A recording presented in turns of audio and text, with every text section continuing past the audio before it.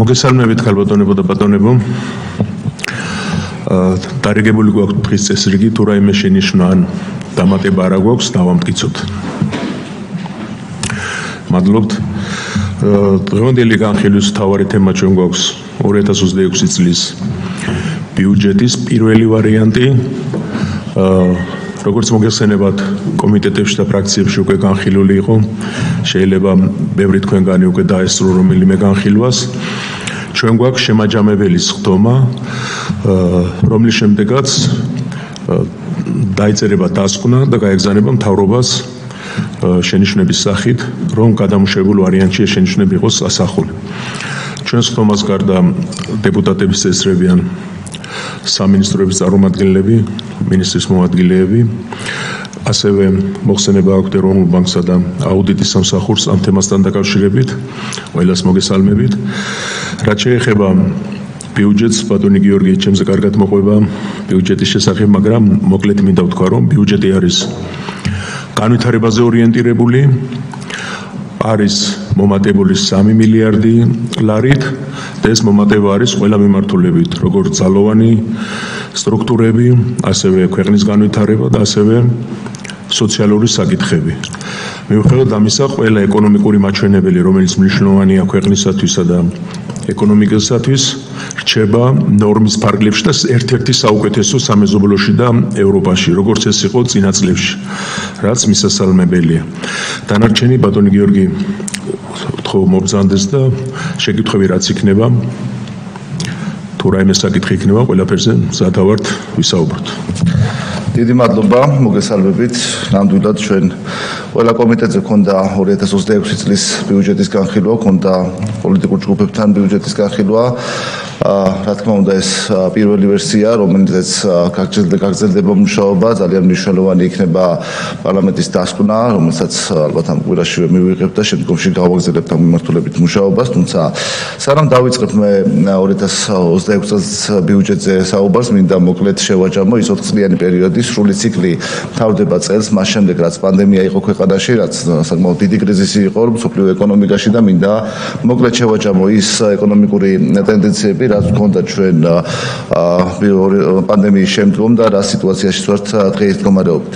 მოგეხსენებათ, პანდემიის შემდგომ პროგნოზები იყო საკმაოდ ბუნდოვანი, ძალიან რთული იყო პროგნოზირება გაკეთებული იყო საშუალოვადიან პერიოდში, როგორ განვითარდებოდა არა მხოლოდ ჩვენი ქვეყნის, არამედ ზოგადად მსოფლიო ეკონომიკა, იყო მოლოდინები, რომ პირიქით მოხდებოდა ეკონომიკის ძელვადიან რეცესიაში წასვლა, თუმცა საბოლოო ჯამში ეს პროგნოზები არ გამოხდა და პანდემიის შემდგომ ჩვენ ქვეყანაში მსოფლიო ეკონომიკაში უკეთესი ტენდენციები დაიწყო, ვიდრე ეს იყო პროგნოზირებული და ჩვენ ქვეყანაში ეკონომიკური აქტივობა იყო გაცილებით უფრო მაღალი, ვიდრე თავდაპირველი პროგნოზები.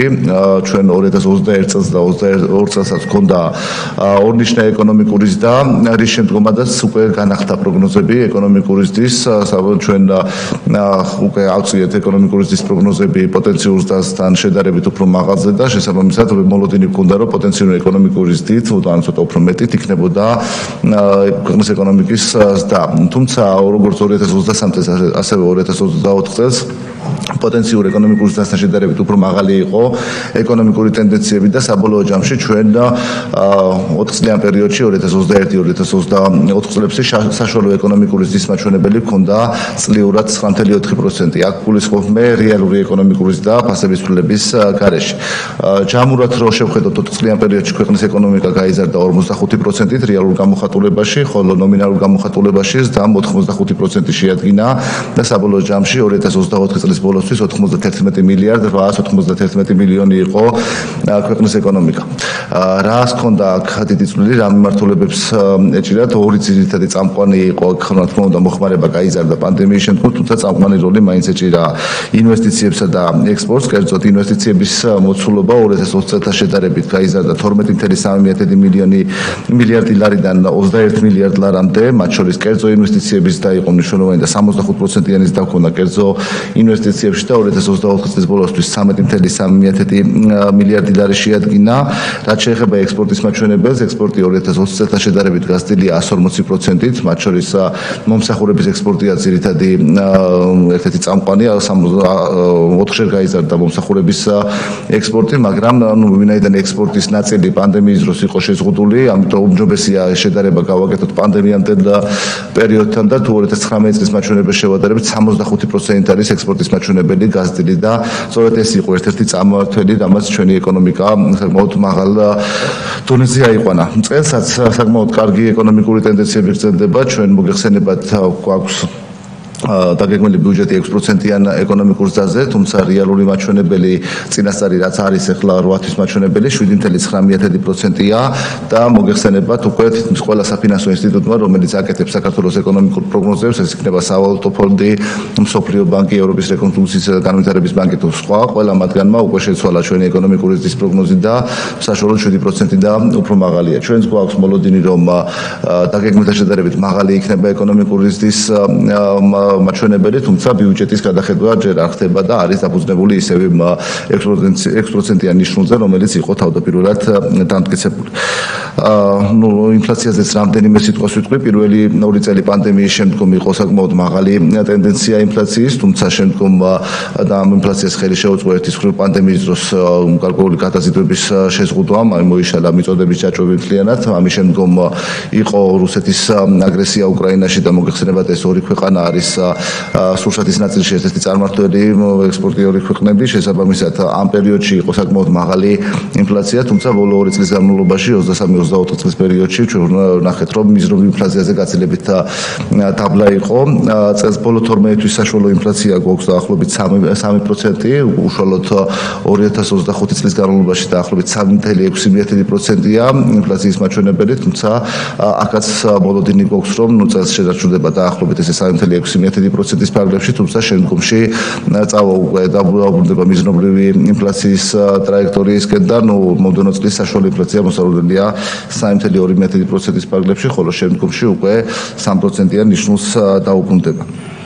რა მოგცა ქვეყნის ეკონომიკისთვის და ბიუჯეტისთვის მაღალმა ეკონომიკურმა ტენდენციებმა. პირველ რიგში ჩვენი პრიორიტეტი რა იყო? ამ კომიტეტზე არაერთხელ გვისაუბრია ამასთან დაკავშირებით. ჩვენ პანდემიის დროს მოგვიწია ხარჯების მნიშვნელოვანი გაზრდა და ამავდროულად შემოსავლების შემცირება მოყვა ეკონომიკურ რეცესიას, რაც პანდემიამ გამოიწვია. შესაბამისად, ჩვენ დეფიციტის მოცულობა გაგვეზარდა, გადააჭარბა 9%, 9.3%-მდე იყო, ხოლო ვალის მაჩვენებელი თითქმის 60%-ს მიუახლოვდა. შესაბამისად, პირველი პრიორიტეტი, რაც დაისახა და დავისახეთ ერთობლივად, ეს იყო ფისკალური კონსოლიდაცია იმისათვის, რომ ჩვენ ეკონომიკას გრძელვადიანი რისკები არ შექმნოდა. შესაბამისად, თავდაპირველად, როგორც კი ეკონომიკური ტენდენციების გაჩასაღება დაიწყო, ჩვენ დავიწყეთ ბიუჯეტის დეფიციტის და ვალის შემცირება და უკვე მიუხედავად იმისა, რომ 3 წლიანი პერიოდი ჰქონდა დეფიციტის შესამცირებლად, 2022 წლის ბოლოსთვის მოვახერხეთ, რომ დავბრუნებოდით იმ 3%-იან ნიშნულს, რომელიც კანონით არის განსაზღვრული. დეფიციტის შემცირებამ, რა თქმა უნდა, მოგვცა შესაძლებლობა მათ შორის შეგვემცირებინა ვალის მოცულობა და 2022 წლის ბოლოსთვის დაუბრუნდით 40%-იან ნიშნულს, რაც არის ჩვენი ქვეყნის ეკონომიკისთვის უსაფრთხო დონე. ამის შემდგომ დეფიციტი კიდევ შევამცირეთ და საშუალოდ 2.5%-ის დონეზე გვაქვს, ხოლო რაც შეეხება ვალს, მუდმივად კლებადი ტენდენცია აქვს და გასული წლის ბოლოს დაფიქსირდა 36.1%-ის ოდენობით მთლიანში და პროდუქტთან მიმართებაში. ნომინალურ გამოხატულებაში თუ შეხვედრებით, დეფიციტის მოცულობა 2 მილიარდ 400 მილიონი ლარით შემცირდა, ანუ რაც იყო 2020 წელს, 24 წელს იმასთან შედარებით არის 2 მილიარდ 400 მილიონი ლარით შემცირებული. ეხლა რაც შეეხება ბიუჯეტზე გავლენას, მიუხედავად დიდი ფისკალური კონსოლიდაციისა, ჩვენ შევძელით და ბიუჯეტის მოცულობა ნაერთი ბიუჯეტის შემთხვევაში 9 მილიარდ ლარზე მეტით გავზარდეთ და ამას შესაძლებლობა მოგვცა ყველა მიმართულებით, ყველა პრიორიტეტულ სფეროში მომხდარიყო ინვესტიციების და მათ შორის 9 მილიარდიდან დაახლოებით 38% ამ დამატებითი თანხის მოხმარდა სოციალური და ჯანდაცვის პროგრამებს. ჯამში 3.5 მილიარდით გაიზარდა ამ მიმართულების დაფინანსება და 2025 წელს 8.5 მილიარდს აჭარბებს აღნიშნული სფეროების დაფინანსება. ამის შედეგი იყო სწორედ ის, რომ შევძელით საპენსიო უზრუნველყოფის და კერძოდ 70 წლამდე პირებისთვის გამოხდა 110 ლარით ზრდა და მაღალმთიან დასახლებაში 112 ლარი იყო. იყო 70 წლის და მეტი ასაკის პირებისთვის 175 ლარი იყო ქვეყნის მასშტაბით და ხოლო მაღალმთიან დასახლებებში 210 ლარი არ დაამისა ბენეფიციართა რაოდენობა მნიშვნელოვნად გაზრდილი და 85000-ით მეტი ბენეფიციარია წელს ვიდრე იყო ეს 21 წელს და ასევე მნიშვნელოვანია რომ ამ კომიტეტის აქტიური ჩართულობით შესაბამის კომიტეტებთან ერთად რა თქმა უნდა განხორციელდა გადაანგარიშება ძალოვანი უწყებების ყოფილი თანამშრომლების ყოფილი პოლიციელების და ჯარისკაცების პენსიების 560 ლარიანი ზღვარი რომელიც არსებობდა დაახლოებით 18 წლის განმავლობაში თუ მეტის ეს შეიცვალა და უკვე 40%-იანიც დამივიღეთ და ამის შემდგომ ამასთან ერთად ინდექსაციის მექანიზმი ჩაირთო კომპენსაციების ზედაზღვრის დაანგარიშების დროსაც განხორციელდა 16 წლამდე სოციალურად დაუცველი ბავშვების გასაცემლების და ეს იყო ერთი რომ 50 ლარიდან 200 ლარამდე გაიზარდა გაუთქმაკდა გასაცემელი თითოეულ ბენეფიციარზე თვეში და გარდა ამისა მნიშვნელოვანია რომ თვითონ სოციალური ქულა ვისაც შეუძლია მიიღოს შესაბამისი ბენეფიტები ეს 100,000-დან 120,000 გულამდე გაიზარდა და მოცვა რა თქმა უნდა ამითი მოხდა გაზრდა ბენეფიციართა რაოდენობის რაც შეეხება ჯანდაცვის პროგრამებს თუ კოვიდისთან და უშუალოდ კოვიდთან დაკავშირებულ ხარჯებს არ ჩავთვლით როგორც იყო ვაქცინაცია და მკურნალობის ხარჯები კოვიდის პერიოდში დაახლოებით 600 მილიონი ლარით არის გაზრდილი ჯანდაცვის პროგრამების დაფინანსება 2025 წელს 2021 წელთან შედარებით. თავდაცვისა და უსაფრთხოების მიმართულებით გვაქვს დაახლოებით 1.8 მილიარდ ლარზე მეტი და აქაც ამ თანხის სდამ შესაძლებელი გახადა რომ ერთის მხრივ ინფრასტრუქტურაში მეტი თანხა მიგვიმართა, თუმცა რაც მნიშვნელოვანი იყო ეს არის სახებასო ანაზღაურება ამ 20 წლიან პერიოდში დაახლოებით 60%-ით გაიზარდა ძალოვანი უწყებების ანუ პოლიციელებისა და ჯარისკაცების ხელფასებიდან ეს ერთ-ერთი მნიშვნელოვანი გადაწყვეტილება იყო ფიქრობ რაც ამ ბოლო პერიოდში განხორციელდა. ასევე განათლების მიმართულებით ინვესტიციების და ამ შესაძლებლობა მოგვცა რომ სკოლის მასწავლებელთა ხელფასი დაახლოებით 700-800 ლარით გაზრდილი იყო, ხოლო ბაღის მასწავლებლების შემთხვევაში 400-500 ლარიანი ის დაგვაქვს საშუალოდ. და ნუ კიდე ასევე მნიშვნელოვანია ინფრასტრუქტურული პროექტები, რაზედაც საშუალოდ 8%-მდე მიიმართებოდა ჩვენი მთლიანი შიდა პროდუქტის და ნუ ამას შესაძლებლობა მოგვცა ის მნიშვნელოვანი პროექტები დაფინანსებულიყო, რომელთა გახსნაზეც ბევრი თქვენგანი მინახავს და რომელთაც საქართველოს მოსახლეობა დღეს უკვე სარგებლობს და ჯერ კიდევ წელსაც გარკვეული ობიექტების დასრულება და ნუ მომდევნო წელს კიდევ სრულდება გარკვეული ობიექტები. რაც შეეხება უშუალოდ 2026 წლის პარამეტრებს, ჩვენ როგორც წინა შემთხვევებში აქაც ვფიქრობთ, რომ კონსერვატიული დაგეგმით დავიწყოთ. ჩვენ მომდევნო წელს რეალური ეკონომიკური ზრდის პროგნოზი გვაქვს 5%, რომელიც შემდგომ წლებში ოდნავ მეტია და 5.3%-ია. რაც შეეხება მთლიანი შიდა პროდუქტის დეფლატორს 2026 წლისთვის 4% გვაქვს, ხოლო შემდგომ წლებში 3%. რაც შეეხება ინფლაციის მაჩვენებელს ნუ წელს ვახსენე 3.6%, ხოლო საშუალოვადიან პერიოდში დაახლოებით 3%-ის ფარგლებში იქნება. ეს ყველაფერი გვაძლევს ეკონომიკის ნომინალურ გამოხატულებაში ზრდას, რა თქმა უნდა, 2026 წლისთვის იქნება 100 მილიარდ 500 მილიონი დაახლოებით 100.5 მილიარდი ლარი, რომელიც შემდგომ 3 წელში კიდევ იზრდება და 140 მილიარდ ლარს აჭარბებს 2029 წლისთვის. ნუ ერთსულ მოსახლეზე თუ გადავიანგარიშებთ, დღეს არსებული ოფიციალური გამოქვეყნებული მონაცემების მიხედვით არის ერთსულ მოსახლეზე მთლიანი შიდა პროდუქტი 13.900 დოლარი, ხოლო უკაცრავად 10.900 დოლარს მიაღწევს, ხოლო 2029 წლისთვის უკვე 13.900 დოლარს გადააჭარბებს. აღნიშნული ეკონომიკური პარამეტრები იძლევა საშუალებას საგადასახადო შემოსავლები დავგეგმოთ 26 მილიარდ 800 მილიონი ლარის ოდენობით, ეს არის ნაერთი ბიუჯეტის შემთხვევაში. დეფიციტი როგორც ყოველთვის და როგორც უკვე ვახსენე, შენარჩუნებული გვაქვს 2.5%-ის დონეზე მთლიანი შიდა პროდუქტთან მიმართებაში და ეს ყველაფერი გვაძლევს საშუალებას მომდევნო წელს ბიუჯეტის ნაერთი ბიუჯეტის ხარჯვითი ნაწილი დავგეგმოთ დაახლოებით 35.5 მილიარდი ლარის ოდენობით. რაზე ნაწილდება ნაერთი ბიუჯეტიდან აღნიშნული თანხები რამდენიმე მიმართულებას მოგახსენებთ, ნუ სოციალური მიმართულებით 800 მილიონ ლარზე მეტით იზრდება აღნიშნული სფეროს დაფინანსება. აქ გვაქვს ინდექსაციის შესაბამისად 70 წლის და მეტი ასაკის პირთა პენსია იზრდება 45 ლარით და იქნება 495 ლარი, მაღალმთიან დასახლებებში აღნიშნული მაჩვენებელი 594 ლარი იქნება, 70 წლამდე პირთა შემთხვევაში და არის 20 ლარი და 370 ლარი იქნება, მაღალმთიან დასახლებებში განხილვების შემთხვევაში აღნიშნული მაჩვენებელი 454 ლარი იქნება. პენსიასთან ერთად შესაბამისი ინდექსაციის ფორმულით იზრდება შეზღუდული შესაძლებლობის მქონე პირთა პენსია, ზედაზღვარი სტიპენდიების და კომპენსაციების შესაბამისად იზრდება 55 ლარით და ჯამში 7 მილიარდ ლარზე მეტი მიემართება სოციალური პროგრამების დასაფინანსებლად. განათლების მიმართულებით დაახლოებით 3.4 მილიარდია, ბაღების გარეშე და ბაღებთან ერთად დაახლოებით 4 მილიარდ ლარს აღწევს. კულტურისა და სპორტის მიმართულებით 1.50 მილიონი ლარია დაახლოებით, რაც იქნება ნაერთი ბიუჯეტიდან, უშუალოდ სახელმწიფო ბიუჯეტის ნაწილში 615 მილიონი ლარია. თავდაცვისა და უსაფრთხოების მიმართულებით 3.5 მილიარდი ლარია გათვალისწინებული და აქაც კიდევ ერთხელ აღნიშნავ, რომ წელსაც გათვალისწინებულია 10%-იანი სახელმწიფო ზრდა და ასევე ინფრასტრუქტურის ნაწილში გათვალისწინებულია გარკვეული თანხები.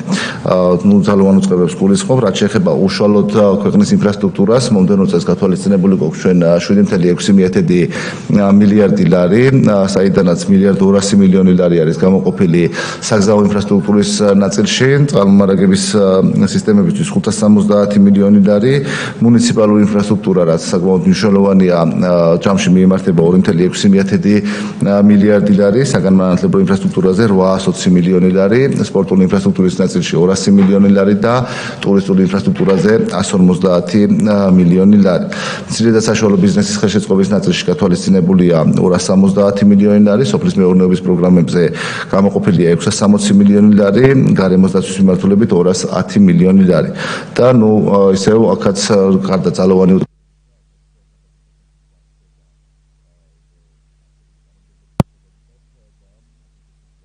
საზღვრული საბაზო თანამდებობრივი სარგო და შესაბამისად დაახლოებით 10%-იანიც დაიქნება. ამის შედეგად საჯარო სექტორში გარდა პოლიციელებისა და ჯარისკაცებისა ასევე სხვა დანარჩენ მიმართულებებშიც.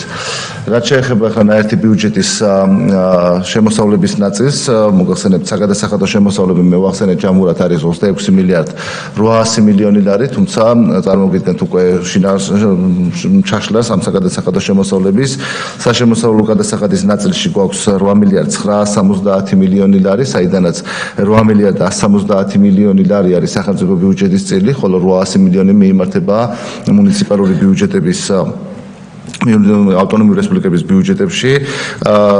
მოგების გადასახადის ნაწილში მივიღებთ 3 მილიარდ 150 მილიონ ლარს, დამატებითი გადასახადი გათვალისწინებულია 10 მილიარდ 850 მილიონი ლარის ოდენობით, საიდანაც 8 მილიარდ 680 მილიონი ლარი არის სახელმწიფო ბიუჯეტის წილი და მუნიციპალიტეტების ნაწილში არის 2 მილიარდ 170 მილიონი ლარი.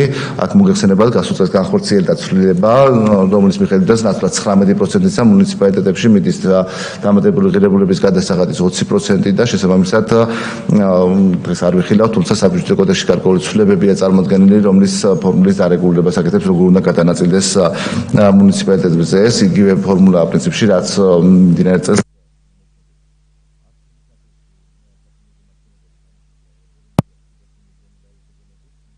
გადასახადი 150 მილიონი ლარი, ქონების გადასახადის პროგნოზი შეადგენს 800 მილიონს და სხვა გადასახადების შემთხვევაში გვექნება 180 მილიონი ლარი. პრივატიზაციის ნაწილში გვექნება 350 მილიონი ლარი ნაერთ ბიუჯეტში და კიდევ ერთხელ გავიმეორებ დეფიციტის და ვალის მოცულობას. დეფიციტი ჩვენ გვექნება 2.5%, მთლიანში და პროდუქტთან მიმართებაში ეს იგივე მაჩვენებელია როგორც ერთიანი ბიუჯეტის დეფიციტის, ასევე ის დეფიციტი, რომელიც ჩვენ განსაზღვრული ქონდა სავალუტო ფონდის პროგრამის ფარგლებში, მიუხედავად იმისა, რომ პროგრამა დასრულებულია, ჩვენ მაინც იმავე დეფიციტის მეთოდოლოგიით ვითვლით და შენარჩუნებული გვაქვს 2.5%-ის ფარგლებში.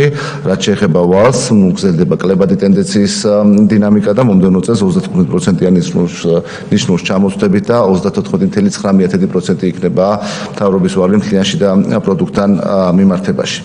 რაც შეეხება გადავალ თქვენი ზებათვით უშუალოდ სახელმწიფო ბიუჯეტზე, ჯამში სახელმწიფო ბიუჯეტის შემოსულობები ჩვენ განსაზღვრული გვაქვს 30 მილიარდ 290 მილიონი ლარის ოდენობით, ანუ ეს არის ის თანხა, რომლის მობილიზებაც მომდევნო წლის განმავლობაში მოხდება სხვადასხვა წყაროებიდან და თქვენი ზებათვით წყაროებსაც მოგახსენებთ, შემოსავლები არის ერთ-ერთი მთავარი წყარო, 24 მილიარდ 600 მილიონ ლარამდეა შემოსავლები.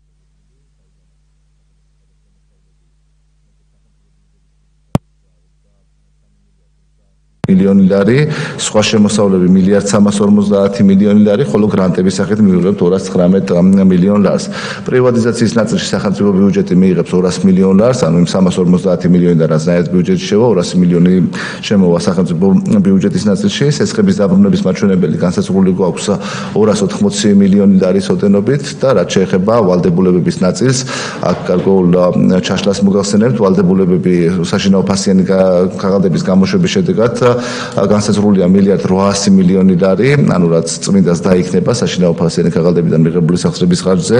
საინვესტიციო კრედიტების ათვისების მაჩვენებელი დაგეგმილია 1.421 მილიონი ლარის ოდენობით, საბიუჯეტო დახმარების სახით გამოყოფილი კრედიტების მოცულობა იქნება 620 მილიონი ლარი და ერთი სიახლე, რომელიც გვაქვს ბიუჯეტში გათვალისწინებული 2026 წელს, ეს არის ევროობლიგაციების გამოშვება, ანუ მოგეხსენებათ ჩვენ 2021 წელს გამოუშვით ევრობონდები, რომელთაც მოხდა 2011 წელს გამოშვებული ევრობონდების გადაფარვა. ეს იყო 5 წლიანი ევრობონდები და შესაბამისად უკვე მომდევნო წელს ვადაეწურება ამ ევრობონდებს, ამიტომ ჩვენ წლის დასაწყისში ვგეგმავთ ახალი ევრობონდების ემისიას და შესაბამისად ამით მოხდება უკვე 2021 წელს გამოშვებული ევრობონდების გადაფარვა. ჯამში ამ მიზნით, როგორც ვალის აღების, ასევე მისი დაფარვის ნაწილში 1.370 მილიონი ლარია გათვალისწინებული. ეს არის შემოსავლობების ნაწილი, რაც შეეხება ბიუჯეტის ხარჯვის ნაწილს, აქაც გარდა შემოსულობებისა დაახლოებით 180 მილიონ ლარამდე არის დეპოზიტებზე განთავსებული თანხების გამოყენება დაგეგმილი, შედეგადაც ჯამურად მომდევნო წლის ბიუჯეტის ხარჯვითი ნაწილი იქნება 30.475 მილიონი ლარი და თქვენის ნებართვით ძირითად უწყებებს მოგახსენებთ, პირველ რიგში ჯანდაცვის სამინისტრო, რომელიც იცით რომ ყველაზე დიდი ბიუჯეტის მქონე უწყებაა, 9.620 მილიონი ლარია გათვალისწინებული ჯანდაცვის სამინისტროსთვის, აქედან მოსახლეობის სოციალური დაცვის პროგრამებია თითქმის 7 მილიარდი ლარი, საიდანაც საპენსიო უზრუნველყოფაზე მიემართება 5.15 მილიონი ლარი, აღარ ჩამოთვლი ის პენსიის და რაც გათვალისწინებულია, მოსახლეობის მიზნობრივი ჯგუფების სოციალური დახმარებებისთვის გამოყოფილია 1.721 მილიონი ლარი, მაღალმთიან დასახლებებში შესაბამისი შეღავათები, რაც არის კანონით დაწესებული 134 მილიონი ლარი ამ შეღავათების დასაფინანსებლად და სოციალური რეაბილიტაციის და ბავშვების ზრუნვის პროგრამებისთვის გამოყოფილია 112 მილიონი ლარი. ჯანდაცვის ნაწილში 2.36 მილიონი ლარია გამოყოფილი უშუალოდ ჯანდაცვის პროგრამებზე, მათ შორის საყოველთაო ჯანდაცვის ნაწილში 1.350 მილიონი ლარი და ჯანდაცვის ნაწილში გარდა ამისა გამოყოფილია 80 მილიონი ლარი სამედიცინო დაწესებულებების რეაბილიტაციისა და აღჭურვისათვის. ჯამში ამ ყველაფრით ჯანდაცვის პროგრამების და ჯანდაცვის მიმართულების დაფინანსება 2.1 მილიარდ ლარს აჭარბებს. იძულებით გადაადგებულ პირთა და მიგრანტთა დახმარებისთვის გამოყოფილია 263 მილიონი ლარი. განათლებისა და მეცნიერების მიმართულებას რაც შეეხება, აქ უშუალოდ სამინისტროსთვის გამოყოფილი თანხა შეადგენს 2.615 მილიონ ლარს, თუმცა აქ ასათვალისწინებელია ის გარემოება, რომ წელს 1 სექტემბრიდან სამინისტროს გარკვეული ფუნქციები გადავიდა ინფრასტრუქტურის სამინისტროსა და რეგიონული განვითარების სამინისტროში, შესაბამისად თუ ამ ფუნქციებს დავაჭამებთ, რაც ამ ფუნქციებისთვის არის გამოყოფილი განათლების მიმართულებით არის ჯამში 3.228 მილიონი ლარი გამოყოფილი. რაც შეეხება უშუალოდ სამინისტროს ნაწილში, აქ ძირითადი თანხა რა თქმა უნდა მიემართება სკოლამდელი და სკოლის საჯარო სკოლების დაფინანსებას, ეს არის სკოლამდელი და ზოგადი განათლების დაფინანსების პროგრამა 1.885 მილიონ ლარზე მეტია, ასევე ამავე პროგრამის გაგრძელება ინკლუზიური განათლების დაფინანსება, სადაც დაახლოებით 93 მილიონ ლარამდეა გამოყოფილი, პროფესიული განათლების ნაწილში 215 მილიონ ლარამდე, უმაღლესი განათლების დაფინანსება 192 მილიონი ლარი, ხოლო მეცნიერების და სამეცნიერო კვლევების ხელშეწყობა 93 მილიონ ლარამდეა გამოყოფილი. კულტურის სამინისტროს ნაწილში გამოყოფილი თანხა შეადგენს 319 მილიონ ლარს, სპორტის დაფინანსებაზე მიემართება 295 მილიონ ლარზე მეტი, ინფრასტრუქტურის სამინისტროსაც შეეხება 3.97 მილიონ ლარამდეა გამოყოფილი, აქედან საგზაო ინფრასტრუქტურის დაფინანსება 1.415 მილიონი ლარი, რეგიონული და მუნიციპალური ინფრასტრუქტურა 184 მილიონი ლარი, წყალმომარაგების სექტორი 515 მილიონ ლარამდეა, საგანმანათლებლო ინფრასტრუქტურის მშენებლობა და რეაბილიტაცია და ეს არის ის თანხა, რომელზეც ვისაუბრე, რომ გადავიდა ფუნქცია განათლების სამინისტროში, განათლების სამინისტრო და ინფრასტრუქტურის სამინისტროში 622 მილიონი ლარია გამოყოფილი ამ ნაწილში. ტურისტული ინფრასტრუქტურის გაუმჯობესებაზე მიიმართება 150 მილიონი ლარი და სპორტული ინფრასტრუქტურის ნაწილში გამოყოფილია 200 მილიონი ლარი და სპორტული ინფრასტრუქტურა თითქმის მთელი საქართველოს მასშტაბით იქნება გაშლილი, ბევრ მუნიციპალიტეტში სხვადასხვა სპორტული ობიექტების მშენებლობა არის დაგეგმილი. გარემოს დაცვისა და სოფლის მეურნეობის სამინისტროსთვის გამოყოფილია 855 მილიონი ლარი, მათ შორის სურსათის უნებლობის ნაწილში 77 მილიონი ლარი და ერთიანი აგროპროექტი, რაც ყველაზე დიდი პროგრამაა აღნიშნულ სამინისტროს პროგრამებში 317 მილიონი ლარია გამოყოფილი. რეგიონული განვითარების სამინისტროს ნაწილში სამინისტროს დაფინანსება 110 მილიონი ლარია, თუმცა აქ ორი კომპონენტი არის, სწორედ ის განათლებიდან გადმოსული ფუნქცია, ერთი ბავშვების ტრანსპორტირება 58 მილიონი ლარი და მეორე სკოლების მცირე რეაბილიტაცია და მისი მოვლაშენახვის ხარჯები დაახლოებით 53 მილიონი ლარი. ეკონომიკისა და მდგრადი განვითარების სამინისტროს დაფინანსება გათვალისწინებულია 1,42 მილიონი ლარის ოდენობით, საიდანაც მეწარმეობის განვითარებაზე მიიმართება 227 მილიონი ლარი, ტურიზმის ხელშეწყობა 59 მილიონი ლარი, ინოვაციებისა და ტექნოლოგიების განვითარება 155 მილიონი ლარი, ელექტროგატანცების ხაზების მშენებლობა 222 მილიონი ლარი და ამ 222 მილიონ ლარში 25 მილიონი გათვალისწინებულია შავი ზღვის კაბელების მშენებლობისთვის საჭირო გეოლოგიური კვლევებისთვის. ქუთაისის საერთაშორისო აეროპორტის ბილიკის მიმდინარე მშენებლობა, რაც არის, იქ არის გათვალისწინებული 60 მილიონი ლარი და ასევე ანაკლიის პორტის მშენებლობის ნაწილში გათვალისწინებულია 150 მილიონი ლარი. ეს უკვე საჯარო ინფრასტრუქტურა, რაც ჩვენ დაწყებული გვაქვს და მშენებლობის გაგრძელების ნაწილშია გათვალისწინებული. იუსტიციის სამინისტრო გამოყოფილია ჯამში 452 მილიონი ლარი, მათ შორის პენიტენციური დაწესებულებებისთვის არის გათვალისწინებული 313 მილიონი ლარი, საგარეო საქმეთა სამინისტროს შემთხვევაში 220 მილიონი ლარი, თავდაცვის სამინისტროს დაფინანსება 1,8 მილიონი ლარს შეადგენს. აქ ხელფასებზე ვთქვი და კიდევ ერთხელ გავიმეორებ, რომ გათვალისწინებულია ხელფასების მატება და გარდა ამისა თავდაცვის ინფრასტრუქტურისა და შესაძლებლობების განვითარებისთვის გათვალისწინებულია 455 მილიონი ლარი. შინაგან საქმეთა სამინისტროს დაფინანსება 1,473 მილიონი ლარს შეადგენს, უსაფრთხოების სამსახურისათვის გათვალისწინებულია 265 მილიონი, სახელმწიფო დაცვის სპეციალური სამსახური 120 მილიონი ლარი. პროკურატურისთვის გამოყოფილი თანხა შეადგენს 95,5 მილიონ ლარს, სასამართლო სისტემის დაფინანსებლად ჯამში გამოყოფილია 202 მილიონი ლარი და დანარჩენი ის უწყებები, რომლის ბიუჯეტის პარლამენტმა დაამტკიცა, აღარ ჩამოყვები ამ უწყებებს, მოგეხსენებათ ცენტრალური საარჩევნო კომისია, აუდიტის სამსახური და პარლამენტის ბიუჯეტები მტკიცდება პარლამენტის მიერ და შესაბამისად ის თანხებია გათვალისწინებული, რომელიც პარლამენტმა დაამტკიცა, თუმცა აქ მეორე მოსმენისთვის შესაძლებელია გარკვეული კორექტირებები იყოს საჭირო პარლამენტის დასკვნაში, რაც აისახება, შესაბამისად მოხდება აღნიშნული მაჩვენებლების გადახედვა. რამდენიმე მნიშვნელოვან პროგრამას ვახსენებ კიდე, მაღალმთიანი დასახლებების განვითარების ფონდი 20 მილიონი ლარია, რეგიონებში განსახორციელებელი პროექტების ფონდი 760 მილიონი ლარია გათვალისწინებული და საპენსიო სქემის ნაწილში გამოყოფილი თანხა შეადგენს 540 მილიონ ლარს. ეს არის ის სახელმწიფოს ვალდებულება, რაც თანადაფინანსების სახით შედის დაგროვებითი საპენსიო სქემის სისტემაში. ეს არის ის ძირითადი პარამეტრები, რაც ჩვენ გვაქვს 2026 წლის ბიუჯეტისთვის. მე თავშიც აღვნიშნე და კიდევ ერთხელ გავიმეორებ, რომ ჩვენ ისევე როგორც წინა წლებში ვზათვართ სამუშაო რეჟიმში თქვენთან გავაგზავნოთ მუშაობა, ამ კომიტეტთან, სხვა კომიტეტებთანაც, რა თქმა უნდა, თუმცა ეს კომიტეტი არის წამყვანი ამ ნაწილში და გვექნება არამხოლოდ საკომიტეტო, არამედ სამუშაო რეჟიმში განხილვები ბიუჯეტის, როგორც ჟამური პარამეტრების, ასევე თანხების გადანაწილების ნაწილში და ძალიან დიდი იმედი გვაქვს, რომ მომდენო თვე-თვენახევრის განმავლობაში შევძლებთ, რომ საბოლოოდ ჩამოყალიბებული ბიუჯეტი გქონდეს, რომელიც უკვე დეკემბერში თქვენი მხარდაჭერით იმედი მაქვს, რომ იქნება დამტკიცებული. ძალიან დიდი მადლობა მზადვართ თქვენს კითხვებს კოლეგებთან ერთად უპასუხო. მადლობა თქვენ ბატონო გიორგი. გადავდივართ შემდეგ ეტაპზე კითხვები. ხომ არა გქონდა? თოვდოდნერა. მოგესალმებით. პირველ რიგში დიდ მადლობას მოგახსენებთ საკმაოდ ვრცელი ამ ბიუჯეტის წარმოდგენისთვის. საზოგადოებისთვის უნდა ითქვას, რომ ჩვენ ძალიან მნიშვნელოვანი პროცესი გავიარეთ სულ რამოდენიმე დღის წინ, მუნიციპალური არჩევნები და ყველაზე კარგი ინდიკატორი თუ სად შეიძლება გაიგო, ვითარდება თუ არა სწორად შენი ქვეყანა, არის სახელმწიფო ბიუჯეტის განხილვა და იქ მოცემული მოყვანილი ციფრები და ის მაჩვენებლები, რაზეც თქვენ ისაუბრეთ. აუცილებლად უნდა იყოს საზოგადოების მხრიდან მიპყრობილი ძალიან დიდი ყურადღება 2026 წლის ბიუჯეტზე. ჩვენ როდესაც ვსაუბრობთ ქვეყნის განვითარებაზე, სწორედ აღნიშნულით ვამტკიცებთ, რომ ქვეყანა მშვიდობიან, სტაბილურ განვითარებას უნდა აგრძელებდეს და ამის ალტერნატივობაზე ზუსტად ამას უჭერს მხარს საზოგადოების ძალიან დიდი ნაწილი ყველა არჩევნებზე და მათ შორის ბოლო არჩევნებზეც, სადაც ქართულმა ოცნებამ მოიპოვა ძალიან დამაჯერებელი საიუბილეო გამარჯვება, აი ესეთი მნიშვნელოვანი წინსვლებისკენ გადადგმულ ნაბიჯს ემსახურება ეს ყველაფერი.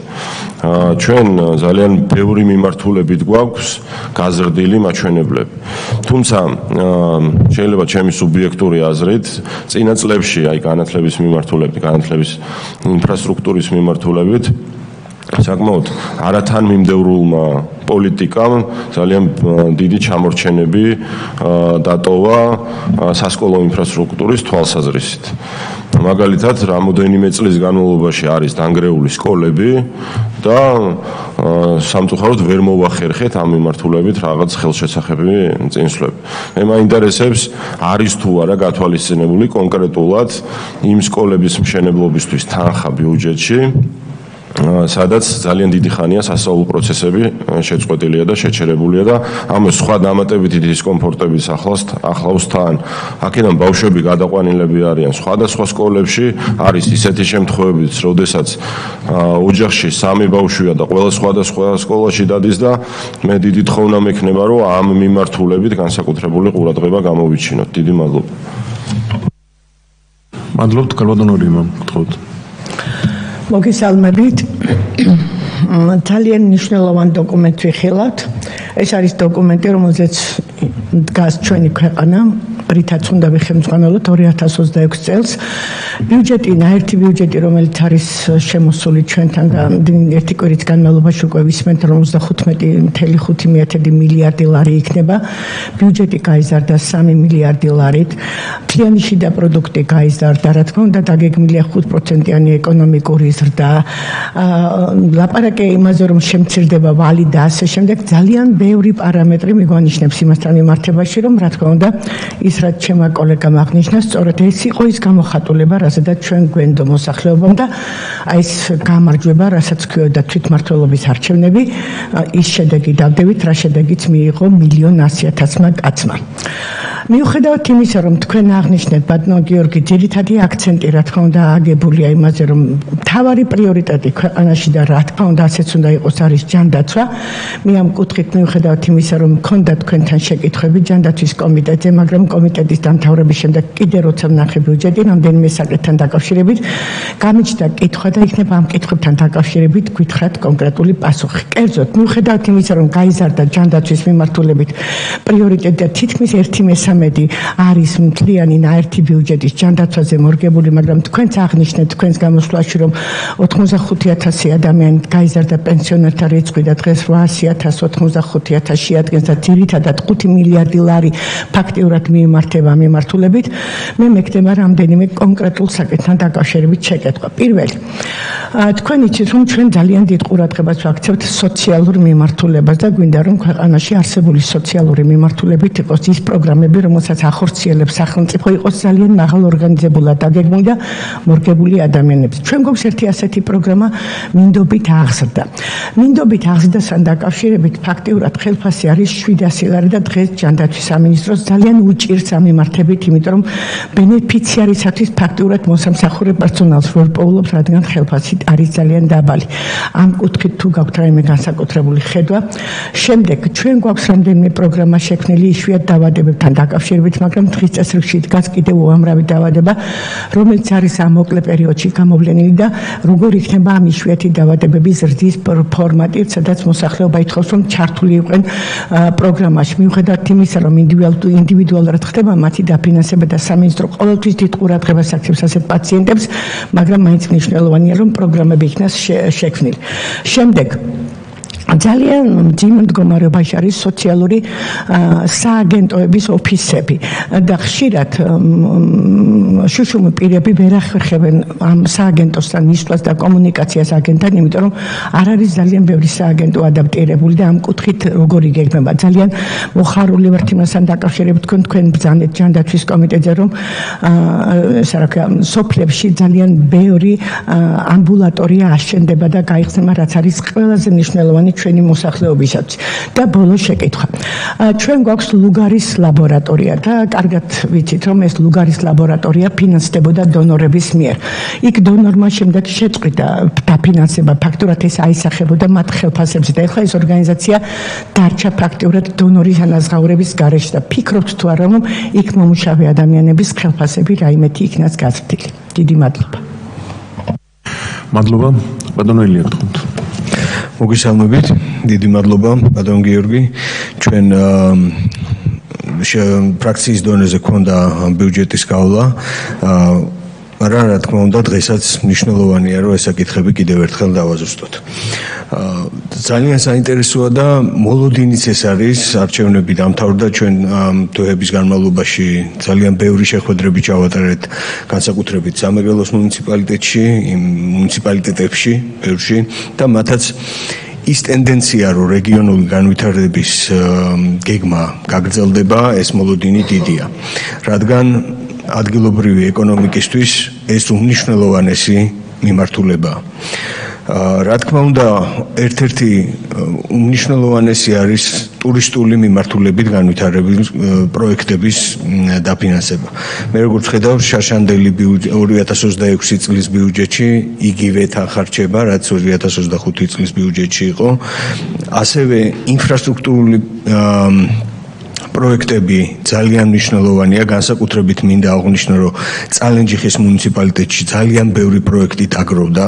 მოგეხსენებათ, წალენჯიხაში არ იყო ის პოლიტიკური მმართველობა, რომელიც იზიარებდა რეგიონული განვითარების იმ ტემპით განვითარებას, რომელიც სხვა დანარჩენ მუნიციპალიტეტებში იყო ამდენი წლის განმავლობაში და ამიტომ განსაკუთრებული ყურადღება და განსაკუთრებულად დაგროვდა იქ პროექტები, რომელიც მნიშვნელოვანია ადგილობრივი მოსახლეობისთვის. რა თქმა უნდა, აქ კოლეგებმა აღნიშნეს და მეც მინდა ამას ხაზი გაუსვა ამბულატორიების მშენებლობა და ამ მიმართულებით ბევრი სოფელი არის ამის მოლოდინში, ბევრი სკოლა არის დარჩენილი, რომელიც დასამთავრებელია და ეს უმნიშვნელოვანესი მიმართულებებია რეგიონში მოსახლეობის ცხოვრების გაუმჯობესებისთვის. დიდი მადლობა, ეს იყო ჩემი შეკითხვა. მადლობა. მადლობთ. სხვა შეკითხვები არ არის. ვინც გამობრძანდა, მათაც ბრძანეს, რომ სხვა კომიტეტებზე უკვე ეს შეკითხვები გაჟღერებული იყო და გასაგებია, რომ ჩვენ შემაჯამებელი ვართ და უკვე გავლილია, მაგრამ თუ არის შეკითხვები ან გაჩნდება, სიამოვნებით არც არ გვიჩქარება, გავიაროთ ყველა საკითხი. ბატონო გიორგი, გთხოვთ, თუ ისეთი საკითხია კონკრეტულად განათლებასთან დაკავშირებით სკოლების მშენებლობა, ან სხვა რამე აქ ბრძანდებიან სამინისტროს წარმომადგენლები, რომლებიც თუ თქვენ ჩათვლით, დამატებით გაცემენ პასუხს. ვფიქრობ, უპასუხებ და თუ საჭირო იქნება დამატებით დაზუსტება, შემდგომში შესაძლებელი იქნება, რა თქმა უნდა, ჩემი კოლეგების მხრიდანაც შესაბამისი პასუხების მიღება. რაც შეეხება განათლების ინფრასტრუქტურას და სკოლებს, ეს პრობლემები სახეზე არის, რა თქმა უნდა და ამ პრობლემებს უნდა გადაჭრა, სწორედ ამიტომ იქნა მიღებული გადაწყვეტილება, რომ უშუალოდ განათლების სამინისტროს კონდეს მეტი ყურადღება განათლების ხარისხის ნაწილზე, ხოლო რაც შეეხება მშენებლობის ნაწილს, ამიტომ მოხდა, რომ გადავიდა ინფრასტრუქტურის სამინისტროში. ამ ეტაპზე გარკვეული ანალიზი მიმდინარეობს იმ პროექტების, რომელიც დაწყებულია, რიგ შემთხვევაში ხელშეკრულებების მოდიფიცირება საჭირო. ამიტომ მე ვფიქრობ, რომ სადღაც ნოემბრის მეორე ნახევრამდე ყველა ეს პროცესი იქნება გავლილი და უკვე ზუსტად გვეცოდინება სავარაუდო სია იმ სკოლების, რომლის რეაბილიტაცია დაწყებულია, რომელიც დაწყებულია აუცილებლად გაგრძელდება, რომელიც არ არის დაწყებული, რა თანმიმდევრობით მოხდება ამ ეს პროცესები, იმიტომ რომ რიგ შემთხვევაში არის ობიექტური მიზეზები, რის გამოც კონკრეტულ სკოლას შეიძლება ვერ დავიწყოთ გარკვეული პერიოდის განმავლობაში, შეიძლება მოგვივიწიოს რეაბილიტაციის დაწყება არდადეგების პერიოდიდან და ასე შემდეგ.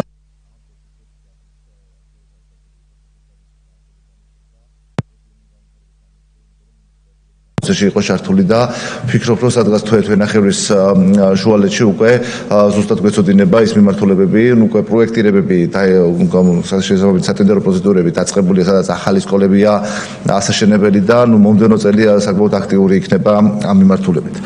ქალბატონ რიმას ჰქონდა შეკითხვები კონკრეტულ პროექტებთან მიმართებაში. ეხლა სათითაოდ ვერ გავყვებით პროექტებს, იმიტომ რომ შვეიცი დაავადებები, რომელზე უნდა მქონდეს მეტი აქცენტი, რომელიც უკვე დაწყებულია, იქ ბენეფიციართა რაოდენობა რამდენიც არ უნდა იყოს, ამაზე ვთანხმდებით, რომ ყველა ბენეფიციარს შესაბამისი პროგრამა, შესაბამისი დაფინანსება უნდა ჰქონდეს, თუმცა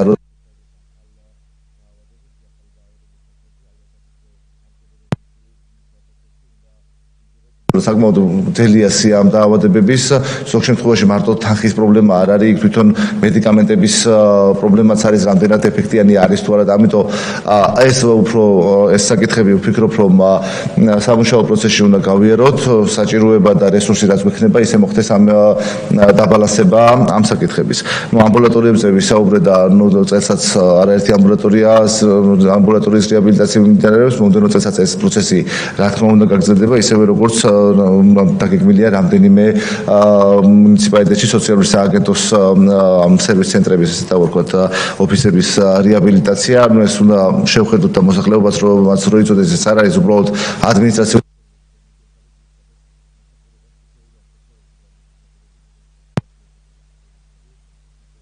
ამ მიმართულებით ინფრასტრუქტურის გაუმჯობესება ნამდვილად მნიშვნელოვანია. ლუგარის ლაბორატორიას რაც შეეხება, ნამდვილად ერთ-ერთი მნიშვნელოვანი ინფრასტრუქტურა, რაც ქვეყანაში არის შექმნილი. აქ ხელფასების ნაწილი შეიძლება ორად გაიყოს, ერთი რაც გრანტები იყო და დამატებით რაღაც კომპონენტებზე მიმდინარეობდა მუშაობა და მეორე რაც დღესაც ასრულებს ლუგარის ლაბორატორია და აქ შეიძლება ვიღაცას ხელფასი დააგდა.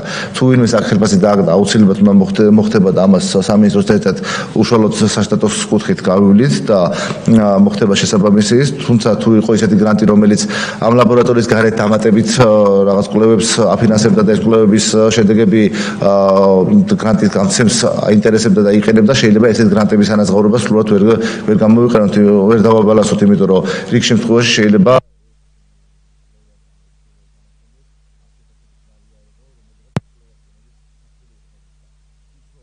ხელფასი ყველას კონდეს და გაუსწორდეს და საბაზრო ხელფასში რაიმე პრობლემა არ შეიქმნას, ამას უზრუნველყოფთ. ბატონო ილია, თქვენ ახსნეთ რეგიონული პროექტები, მათ შორის წალენჯიხა და არ აქვს დიდი მნიშვნელობა რომელი მუნიციპალიტეტი, უბრალოდ წალენჯიხაზე მინდა კომენტარი გავაკეთო, მოსახლეობამაც რო იცოდეს და მათ შორის წალენჯიხის მოსახლეობა, მიუხედავად იმისა, იქ ვინ იყო და რომელი პარტიის წარმომადგენელი იყო მმართველობაში, ჩვენ რეგფონდის განაწილება იქნებოდა სოფლის პროგრამის განაწილება, იგივე პრინციპით უდგებოდით წალენჯიხას, როგორც ყველა სხვა მუნიციპალიტეტს და იქ რაიმე ჩვენი მხრიდან ყოველ შემთხვევაში, ანუ ცენტრალური ხელისუფლების მხრიდან რაიმე შეფერხება არ ყოფილა და იქ თუ მენეჯმენტში გარკვეული პრობლემები იყო, ეს დარწმუნებული ვარ, რომ გამოსწორდება. რაც შეეხება ზოგადად პროექტებს, მევახსენე რომ 760 მილიონია გამოყოფილი, მევახსენე რომ მუნიციპალიტეტების ბიუჯეტები იზრდება, თუმცა ზოგადად რეგ პროექტებშიც ალბათ კიდევ უფრო მეტად უნდა მივაქციოთ ყურადღება ერთის მხრივ ხარისხზე, რაც მნიშვნელოვანია და ამ მიმართულებაზე და მეორე შინაარსზე თითოეული პროექტის, იმიტომ რომ სამწუხაროდ არის გარკვეული პროექტები, რომელიც ამათ მუნიციპალიტეტში განხორციელდა და მისი ეფექტურობა, გამოყენება ხარისხიანი შეიძლება გაკეთა, მაგრამ რამდენად საჭირო იყო იმოცულობის იმ პროექტის გაკეთება, ეს ცოტა კითხვის ნიშნები არსებობს ხოლმე. ამიტომ რეგიონული განვითარების სამინისტრო ამ შემთხვევაში უკვე საკმაოდ აქტიურად იქნება ჩართული და ერთის მხრივ ხარისხზე მუნიციპალიტეტის და სამინისტროს მაქსიმალურად გააკონტროლებს და მეორე მხრივ შინაარსზეც უნდა შევყვეთ ხოლმე, იმიტომ რომ შეიძლება ავაშენოთ შენობა 4 სართულიანი და 2 სართულიანზე მეტი არ იყოს საჭირო. პირობით მაგალითს ვიზახი, ამიტომ მაქსიმალურად უნდა იყოს გაწერილი პროექტები, სამინისტრო უკვე დაიწყებს რომ ეს პროექტები წინასწარ ვიცოდეთ, არა მარტო ის, რომელიც წეს უნდა დააფინანსოთ, ამიტომ არამედ სია ამაზე გქონდა საუბარი სამინისტროსთან და ამ მიმართულებით გავაქტიურებთ მუშაობას, რომ სია გქონდეს ყველა იმ პროექტის, რომელიც პოტენციურად ამათო მუნიციპალიტეტში დასაფინანსებელი არის. არის თუ არა ეს წლევანდელ ბიუჯეტში, არ აქვს მნიშვნელობა, მთავარია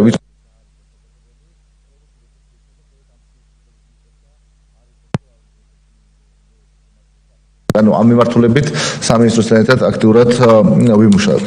ტურისტულ ინფრასტრუქტურაზე მოგახსენეთ დაახლოებით 150 მილიონია გამოყოფილი. ეს არის ინფრასტრუქტურა, რომელიც საჯარო ინფრასტრუქტურაა, თუმცა აძლევს ტურიზმის სექტორს იმის შესაძლებლობას, რომ უკვე ამასთან ერთად კერძო ინვესტიციები განხორციელდეს და კერძო ინვესტიციებზე უნდა იყოს დამოკიდებული მეტწილად ტურიზმი, სახელმწიფო ინვესტიციები რა თქმა უნდა ვერ იქნება კონკრეტული სასტუმრო მშენებლობა და ასე შემდეგ. ეს ჩვენ ინვესტიციებს გავახორციელებთ იმისთვის, რომ იმ კონკრეტულ ლოკაციებზე შექმნათ გარემო, რაც კერძოს დააინტერესებს უკვე, რომ შესაბამისი ინვესტიციები განახორციელოს.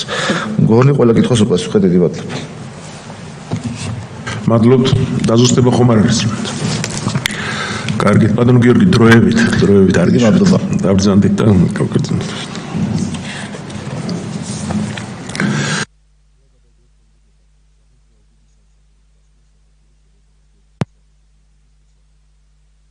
სენებელი საქართველოს გენერალური აუდიტორი ბატონი გიორგი კაპიტაშვილი. გთხოვთ ბატონო გიორგი.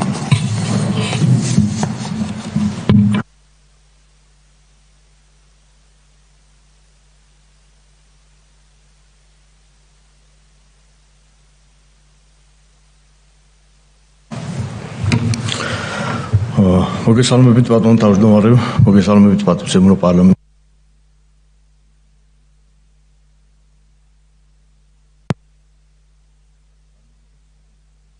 ასკვნას 2026 წლის ბიუჯეტის კანონპროექტთან დაკავშირებით.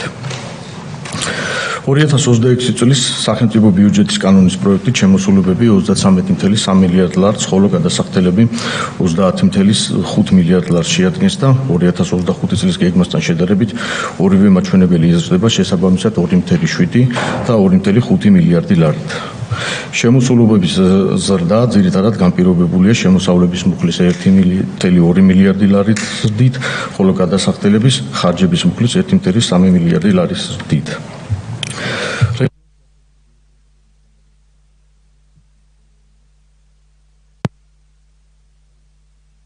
რადობის უზრუნველყოფა და ფისკალური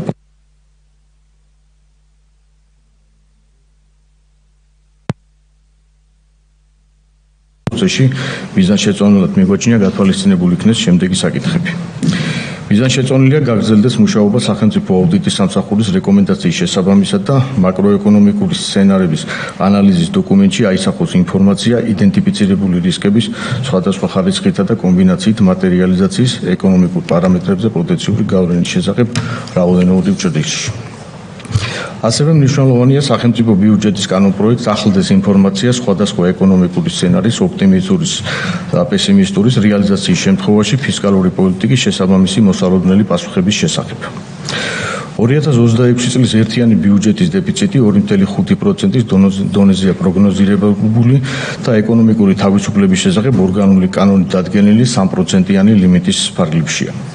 საშუალო ვადიან პერიოდში მზარდი სხვაობით ხასიათდება ერთიანი ბიუჯეტის დეფიციტსა და პირველადი ბალანსის მაჩვენებლები, რაც ერთიანი ბიუჯეტის საპროცენტო ხარჯების მზარდი დინამიკითაა გამოწვეული. კანონპროექტს არ ახლავს სამთავრობო სექტორს მიკუთვნებული სახელმწიფო საწარმოების მიერ მისაღების შემოსულობების, გასაწევი გადასახდელების და ნაშთის ცვლილების შესახებ ინფორმაციის დანართი. ფისკალურ პარამეტრებზე პოტენციური გავლენის მასშტაბის გათვალისწინებითა და კანონმდებლობით განსაზღვრული მოთხოვნების ჯეროვანი შესრულებისთვის მნიშვნელოვანია სამთავრობო სექტორს მიკუთვნებული საწარმოების მიერ დამატებითი ყურადღება გამახვილდეს ფინანსთა სამინისტროსთვის წარსადგენი ინფორმაციის სისრულისა და სიზუსტის გაუმჯობესების საკითხებზე საბიუჯეტო პროცესის ყველა ეტაპზე. ორგანული კანონით განსაზღვრული 60%-იანი ნიშნულის ფარგლებშია პროგნოზირებული ვალის წესის მიზნებისთვის დათვლილი მაჩვენებელიც, რაც 34.9%-ს უტოლდება. ვალის წესის მაჩვენებელში გათვალისწინებულია სამთავრობო სექტორის საწარმოების ვალდებულებები. ამავდროულად, მთავრობის ვალის მდგრადობის უზრუნველსაყოფად მნიშვნელოვანია სამთავრობო სექტორად კლასიფიცირებული საწარმოების მიერ ვალის აღების შესაძლებლობები დარეგულირდეს საკანონმდებლო დონეზე. სახელმწიფო ბიუჯეტის ფისკალური რისკების ძირითადი წყაროებია სახელმწიფო საწარმოები, კვაზიფისკალური აქტივობები, ბუნებრივი კატასტროფები, კლიმატური რისკები და სასამართლო დავები. 2024 წელს სახელმწიფო საწარმოთა ჯამურმა ზარალმა 138 მილიონი ლარი შეადგინა გასულ წლებში საწარმოების ფინანსურ შედეგებზე გასული კურსის გავლენის კლებით დინამიკის მიუხედავად საწარმოები კვლავ რჩებიან მოწყვლადი საგარეო ფაქტორების მიმართ. საყურადღებოა, რომ სახელმწიფო საწარმოთა აქტივების მნიშვნელოვანი ნაწილის დაფინანსების წყარო ვალდებულებებია, რაც სახელმწიფოს წინაშე არსებული ფისკალური რისკების ერთ-ერთი მნიშვნელოვანი წყაროა. კანონპროექტზე თანდართულ ფისკალურ რისკების ანალიზის დოკუმენტში წარმოდგენილი ინფორმაცია სახელმწიფო საწარმოების მიერ სახელმწიფო ბიუჯეტიდან მიღებული დაფინანსების შესახებ არ მოიცავს სხვა ხარჯების მუხლებიდან მიღებული დაფინანსების შესახებ მონაცემებს. ფისკალური გამჭვირვალების გაუმჯობესებისთვის მიზანშეწონილია სახელმწიფო საწარმოების მიერ სექტორიზაციის გათვალისწინებით სახელმწიფო ბიუჯეტიდან მიღებული დაფინანსების შესახებ დეტალური ინფორმაცია დაფინანსების მიზნობრიობის ჩათვლით წარმოდგენილი იყოს კანონპროექტის ფისკალური რისკების ანალიზის დოკუმენტში. მნიშვნელოვანი ფისკალური რისკები იცავს ქვეყანაში მოქმედ დეპოზიტების დაზღვევის სისტემაში. აღნიშნულიდან გამომდინარე, მიზანშეწონილია ფისკალური რისკების ანალიზის დოკუმენტს დაემატოს ინფორმაცია დეპოზიტის დაზღვევის სისტემიდან მომდინარე პოტენციური რისკების შესახებ. დადებითად უნდა შეფასდეს, რომ საქართველოს ფინანსთა სამინისტრომ გაითვალისწინა სახელმწიფო აუდიტის სამსახურის რეკომენდაცია და ფისკალური რისკების ანალიზის დოკუმენტს დაამატა ინფორმაცია სასამართლო დავებიდან მომდინარე რისკებისა და გრძელვადიანი ფისკალური რისკების შესახებ. რაც შეეხება სახელმწიფო ბიუჯეტის გადასახდელებს, ხარჯავი დაწესებულებების პროგრამების, ქვეპროგრამების, ბიუჯეტების განსაზღვრის პროცესში მიზანშეწონილია გათვალისწინებული იქნას გასული და მიმდინარე წლების შესრულების ტენდენციებიც, რაც დასაგეგმი საბიუჯეტო წლისთვის უზრუნველყოფილი იქნეს საბიუჯეტო სახსრების ეფექტიანი გამოყენება და დაგეგმილი ასიგნებების სრულად ათვისება. საბიუჯეტო კოდექსის მიხედვით 2028 წლიდან საქართველოს ნაერთი ბიუჯეტის ფუნქციონალური კლასიფიკაციით განსაზღვრული განათლების სფეროს დაფინანსების მოცულობა უნდა იყოს დასაგეგმი წლისთვის პროგნოზირებადი ნომინალური მთლიანი შიდა პროდუქტის მინიმუმ 6%.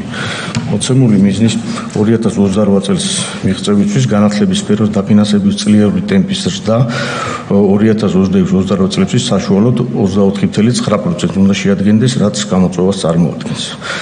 კანონპროექტის წარმოდგენილი პროგნოზით 2026 წლის ნაერთი ბიუჯეტის კაპიტალური ხარჯების საპროგნოზო მაჩვენებელი 363 მილიონი ლარით მცირდება და 7.6 მილიარდ ლარს შეადგენს, რაც მთლიანი შიდა პროდუქტის საპროგნოზო მაჩვენებლის 6.9%-ია. საშუალოვადიან პერიოდში კაპიტალური ხარჯების მოცულობა მთლიან შიდა პროდუქტთან მიმართებით შემცირების ტენდენციით ხასიათდება და 2029 წლისთვის 6.7%-ს უტოლდება. ქვეყანაში ოპტიმისტური ფისკალური სივრცის არსებობის პარალელურად მნიშვნელოვანია კაპიტალური ხარჯების სტაბილური დონის განსაზღვრა და შენარჩუნება, რასაც არსებითი გავლენა აქვს ქვეყნის ეკონომიკურ პოტენციალზე. 2026 წლის სახელმწიფო ბიუჯეტის კანონპროექტს დაემატა 5 ახალი კაპიტალური პროექტი, რომელთა ბიუჯეტი ჯამურად 258 მილიონი ლარია. აღსანიშნავია, რომ ბიუჯეტის კანონპროექტთან ერთად წარმოდგენილი არ არის აღნიშნული პროექტების PIM მეთოდოლოგიით ჩატარებული შეფასებები. მოცემული პროექტების მასშტაბურობისა და მაღალი საზოგადოებრივი ინტერესის გათვალისწინებით მიზანშეწონილია აღნიშნული შეფასებები თან დაერთოს კანონპროექტის გადამუშავებულ ვარიანტს. 2026 წლისთვის მთავრობის ვალის საპროგნოზო სრული მოცულობა 38.6 მილიარდ ლარის დონეზეა განსაზღვრული, რაც წინა წლის ანალოგიურ მაჩვენებელს 3 მილიარდი ლარით აღემატება. დადებითად უნდა შეფასდეს ის ფაქტი, რომ ფინანსთა სამინისტრომ გაითვალისწინა სახელმწიფო აუდიტის სამსახურის რეკომენდაცია მთავრობის ვალის მართვის სტრატეგიის განახლება განხორციელა საშუალოვადიანი ბიუჯეტირების დოკუმენტებთან ერთად უშუალოდ სახელმწიფო ბიუჯეტის კანონის პროექტის მომზადებამდე. კანონპროექტსა და მთავრობის ვალის მართვის სტრატეგიაში შორის განსხვავებები ფიქსირდება ცალკეული მაჩვენებლების შემთხვევაში, როგორებიცაა საგარეო და საშინაო ვალის წმინდა ზრდები, მთავრობის ვალისა და ნომინალური მთლიანი შიდა პროდუქტის მოცულობები. სტრატეგიის საბიუჯეტო პროცესში სრულად ინტეგრირებისთვის მიზანშეწონილია გაგრძელდეს მუშაობა სახელმწიფო ბიუჯეტის კანონპროექტით განსაზღვრული საბიუჯეტო პარამეტრების სტრატეგიით განსაზღვრულ ნიშნულებთან დაახლოების მიმართულებით. საყურადღებოა, რომ მთავრობის ვალის მართვის სტრატეგიით საგარეო ვალის პორტფელში ფიქსირებული საპროცენტო განაკვეთის მქონე ვალის წილი მინიმუმ 50% უნდა შეადგენდეს. 2025 წლის 31 აგვისტოს მდგომარეობით აღნიშნული ტიპის ვალი მთლიანი პორტფელის 46.3%-ს შეადგენს. ამასთანავე სტრატეგიის ნიშნულისა და ფაქტობრივი მაჩვენებლების შორის განსხვავება მზარდი ტენდენციით ხასიათდება, რაც საპროცენტო ხარჯვის მოწყვლადობას გლობალური პოლიტიკის მიმართ მნიშვნელოვნად ზრდის. აღსანიშნავია ისიც, რომ უკანასკნელ წლებში საშინაო წყაროებიდან მობილიზებული რესურსების მოცულობა მკვეთრად ზრდადი ტენდენციით ხასიათდება, რომელსაც საგარეო წყაროებიდან მიღებულ რესურსებთან შედარებით მაღალი საპროცენტო ხარჯები აქვს. ზემოაღნიშნული ორი მოვლენის ერთდროული ზემოქმედება გლობალური მონეტარული პოლიტიკის განკაცრება და საშინაო ვალის წილის ზრდა უკანასკნელ წლებში მზარდ საპროცენტო ხარჯებში აიცახება, რაც მნიშვნელოვან ფისკალურ წნეხს წარმოქმნის სახელმწიფო ბიუჯეტისთვის. ამ თვალსაზრისით ტენდენცია ნარჩუნდება 2026 წელსაც. წარმოდგენილი პროგნოზით მთავრობის ვალის მომსახურების ხარჯი იზრდება და 1.8 მილიონ ლარს უტოლდება. მთავრობის ვალთან დაკავშირებული სხვადასხვა რისკ ფაქტორების სრულფასოვანი ანალიზის მიზნით მიზანშეწონილია ფინანსთა სამინისტრომ მთავრობის ვალის მდგრადობის ანალიზი მოამზადოს საერთაშორისო სავალუტო ფონდისა და მსოფლიო ბანკის განახლებულ მეთოდოლოგიაზე დაყრდნობით. დადებითად უნდა შეფასდეს ის ფაქტი, რომ ფინანსთა სამინისტრომ გაითვალისწინა სახელმწიფო აუდიტის სამსახურის რეკომენდაცია და მთავრობის ვალის მართვის სტრატეგიაში 2025-29 წლისთვის საპროცენტო განაკვეთის რისკის შეფასების ერთ-ერთ ინდიკატორად განსაზღვრა საპროცენტო ხარჯის ფარდობა მთლიან შიდა პროდუქტთან. აღნიშნული მაჩვენებელი საშუალოვადიან პერიოდში 2%-ს არ უნდა აღემატებოდეს. მიუხედავად პროგრესის და პროგრამული ბიუჯეტი ჯერ კიდევ არ წარმოადგენს სახელმწიფო ბიუჯეტის ნაწილს. ამ კუთხით საყურადღებოა პროგრამების, ქვეპროგრამების ფარგლებში მოსალოდნელი შედეგების გამართულება, შედეგების შეფასების ინდიკატორის ხარისხი, მათ შორის ცხადის ამიზნე მაჩვენებლების არსებობა და ცნობილების ალბათობისა და შესაძლო რისკების განსაზღვრა. სახელმწიფო აუდიტის სამსახურის შეფასებით, გარდა დასკვნაში მოცემული შენიშვნებისა, 2026 წლის სახელმწიფო ბიუჯეტის კანონის შესახებ საქართველოს კანონმდებლობის პროექტი სათანადოდ არის მომზადებული არსებული დაშვებების საფუძველზე, შესაძლებელია შეფასდეს საფუძვლიანად და კანონიერად მოქმედი ნორმატიული ბაზის გათვალისწინებით. მადლობა. როგორც ყოველთვის საინტერესოა ჩვენთვის თქვენი მოხსენება, ასახულია ყველაფერი ბიუჯეტთან დაკავშირებით. შეკითხვები ხომ არ არის? კარგი, დავბრძანდით ხოდნები. შემდეგი საქართველოს ეროვნული ბანკის დასკვნა საქართველოს 2026 წლის სახელმწიფო ბიუჯეტის შესახებ საქართველოს კანონის პროექტზე. მოხსენებელი საქართველოს ეროვნული ბანკის ვიცე-პრეზიდენტი ქალბატონი ნინო ჯელაძე. გთხოვთ ქალბატონი.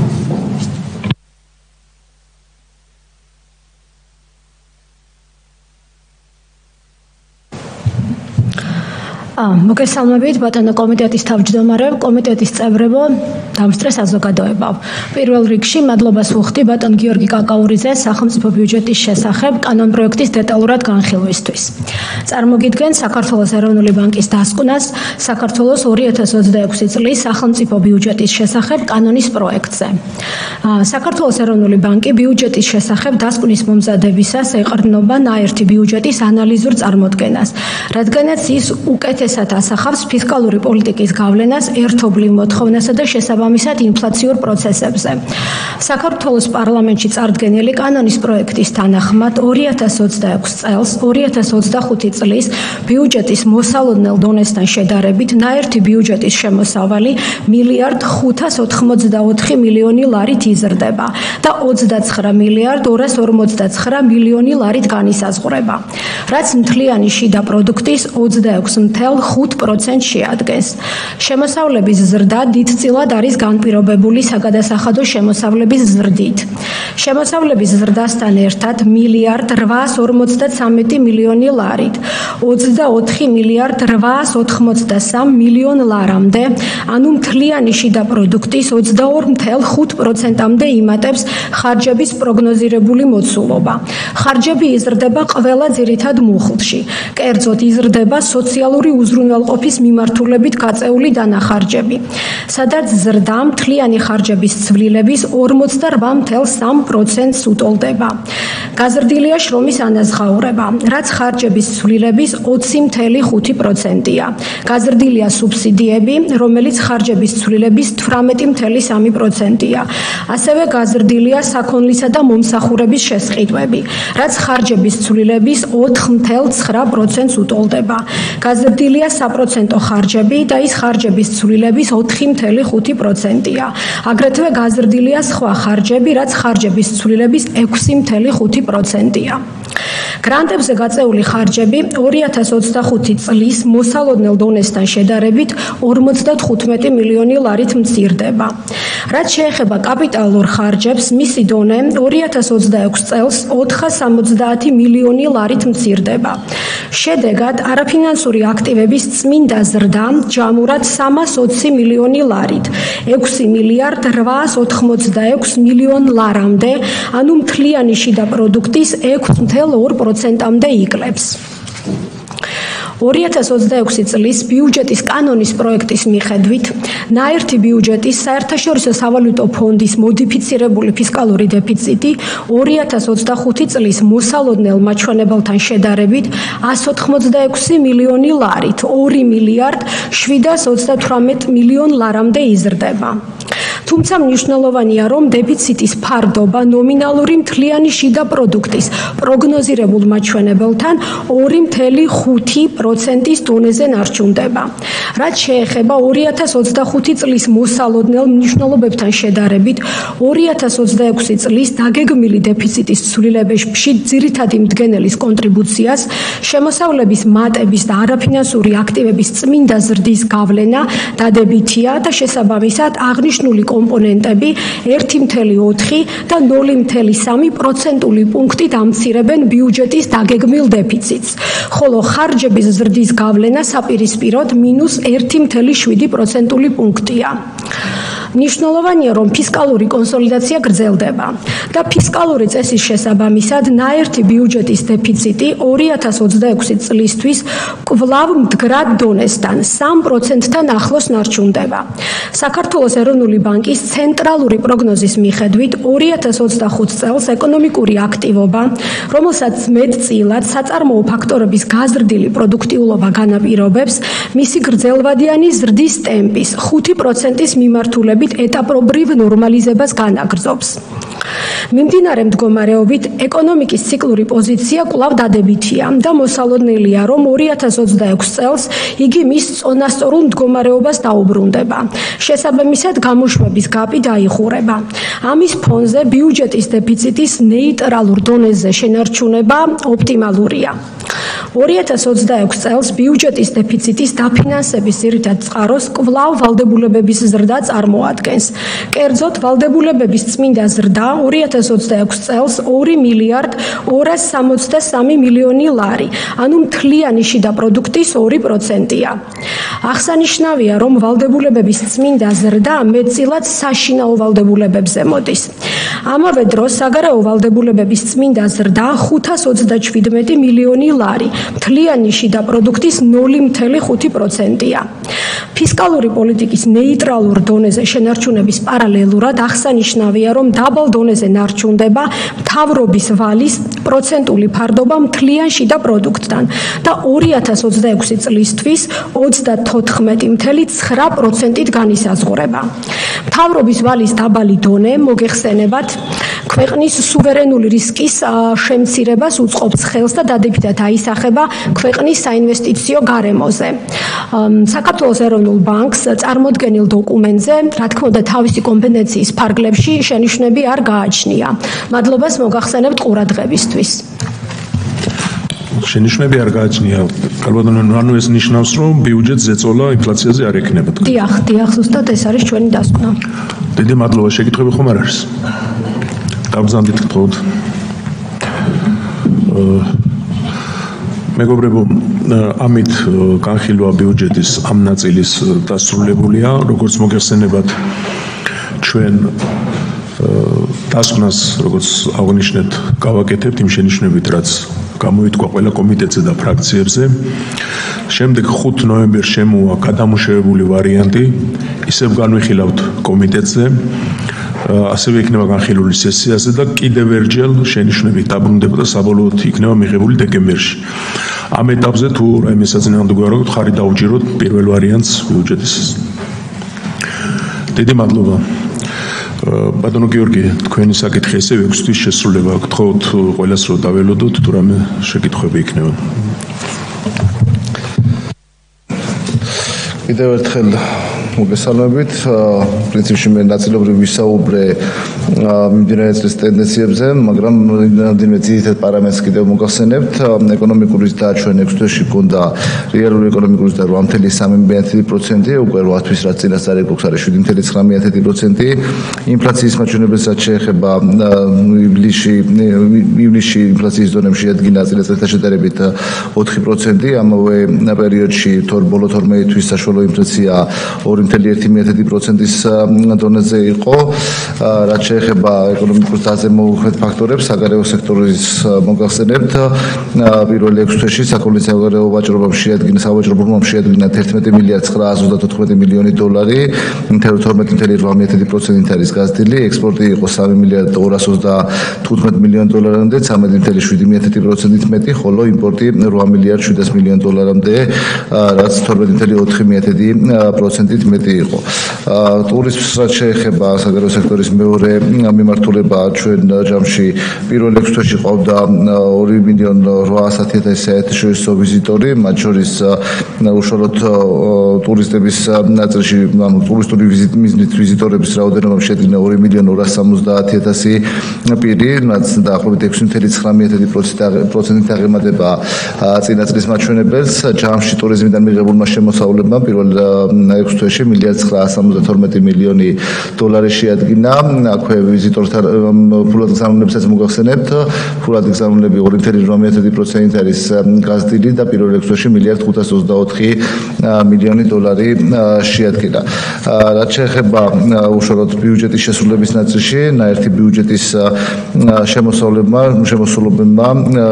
ჯამში შეადგინა შემოსავლებმა 14.27 მილიონი დოლარი. ეს დაგეგმილ მაჩვენებელთან შედარებით 103.9%-ია, ხოლო წლიურ გეგმასთან შედარებით 50.7%. მათ შორის გადასახადები იყო 12.397 მილიონი დოლარი, რაც 100.9%-ია და ამავდროულად DGS ზედმეტობის სახით დაბრუნდა 1.878 მილიონი ლარამდე. გრანტების ნაწილში შესრულება გვაქვს 130 მილიონი ლარი იყო და ეს არის 124.5% გეგმასთან, ხოლო წლიურ გეგმასთან მიმართებაში 45%. სხვა შემოსავლებში მივიღეთ 1.500 მილიონი ლარი, რაც 134.8%-ია 6 თვის გეგმასთან მიმართებაში, ხოლო წლიურ გეგმასთან მიმართებაში 72%-ია. აქ ასევე მოგახსენებთ უკვე 9 თვის მონაცემებს, გადასახადების სახით მიღებული გვაქვს 18.813 მილიონი ლარი, წლიური გეგმასთან მიმართებაში 74.3%, გრანტები 202 მილიონი ლარი, რაც 70%-ია წლიური გეგმასთან, ხოლო სხვა შემოსავლები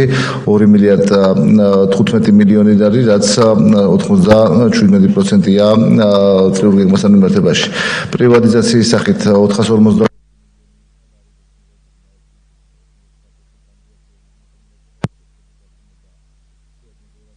13 მილიონი ლარს და 77%-ია, ხოლო ვალდებულებების ზრდის ნაწილში მიღებული გვაქვს 2.129 მილიონი ლარი და ესეც 62%-ზე მეტია წლიურ გეგმასთან მიმართებაში. რაც შეეხება 6 თვეში უკვე სახელმწიფო ბიუჯეტის სხვა პარამეტრებს, პრივატიზაციიდან მივიღეთ ნაერთი ბიუჯეტის შემთხვევაში პრივატიზაციიდან მივიღეთ 331 მილიონი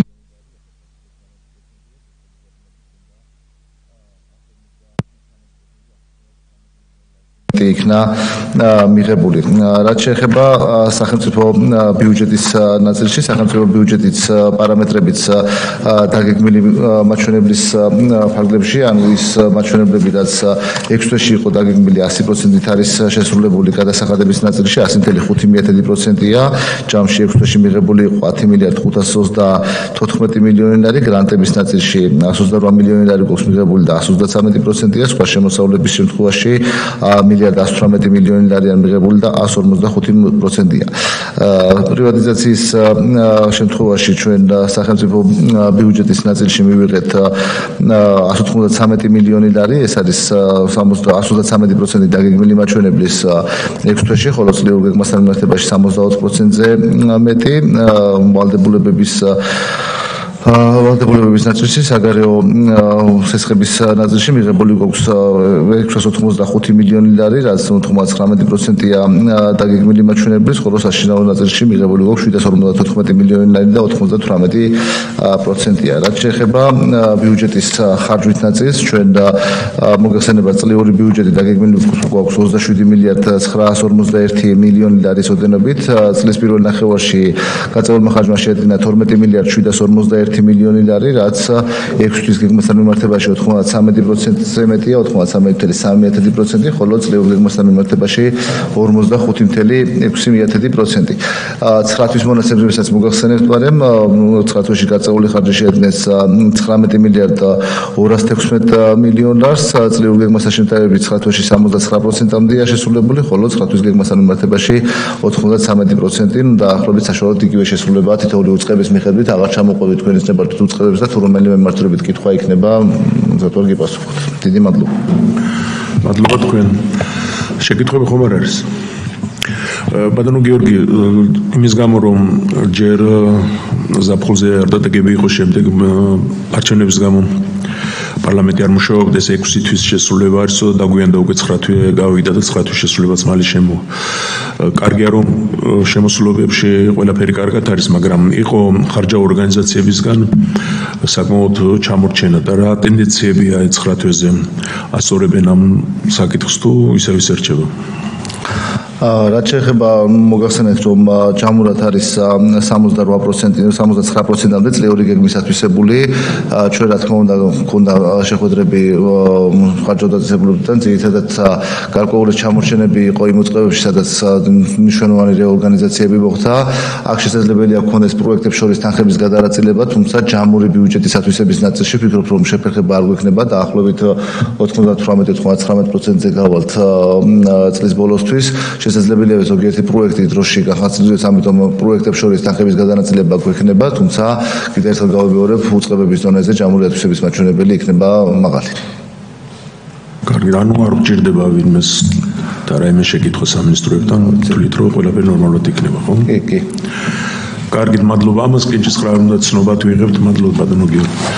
ასევე მადლობა ყველას, თუ გსურთ და ესწროთ შემდეგ საკითხებს, დარჩით თუ არა და თავისუფალი გზავნდებით. კიდევ ერთხელ დიდი მადლობა. საკითხია, ხო?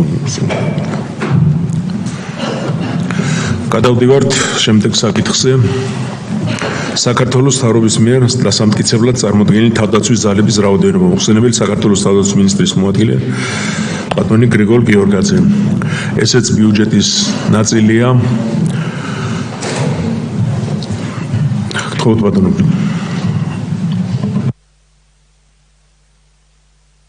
მოგესალმებით. როგორც მოგეხსენებათ, საქართველოს თავდაცვის ძალების რაოდენობა განისაზღვრება ყოველწლიურად და მისი დამტკიცება ხდება საქართველოს სახელმწიფო ბიუჯეტის შესახებ საქართველოს კანონის მიღებასთან ერთად. შესაბამისად 2026 წლისათვის საქართველოს პარლამენტში დასამტკიცებლად წარმოდგენილი არის სამხედრო მოსამსახურეთა არაუმეტეს 37,000 ოდენობისა.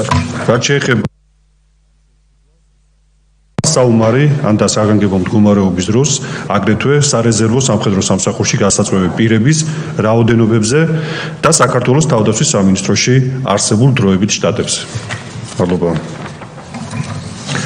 მადლობა. მე მგონი ყველაფერი გასაგებია, შეკითხვები არ არის. მადლობა ბატონო.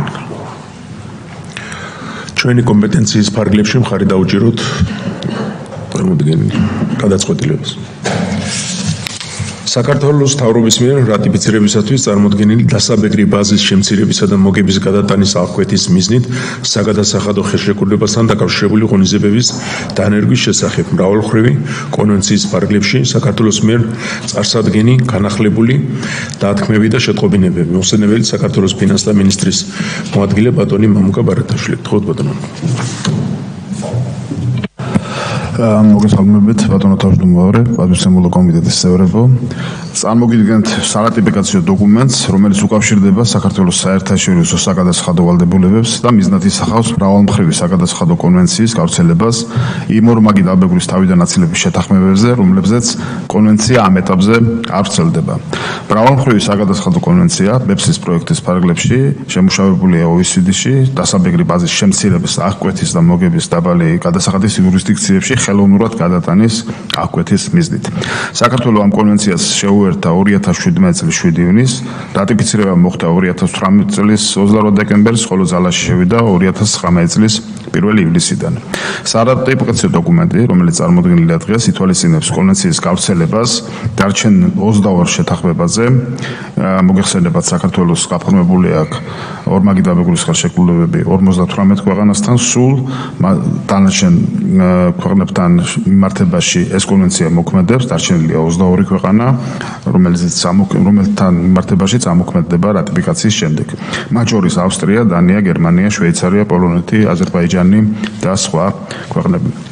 დოკუმენტის მიხედვით მოგების ხელოვნური გადატანა დაბალი გადასახადების იურისდიქციებში შეიზღუდება და ბიზნესს ექნება მექანიზმი, მყაფიო მექანიზმი საგადასახადო დავის მოსაგვარებლად.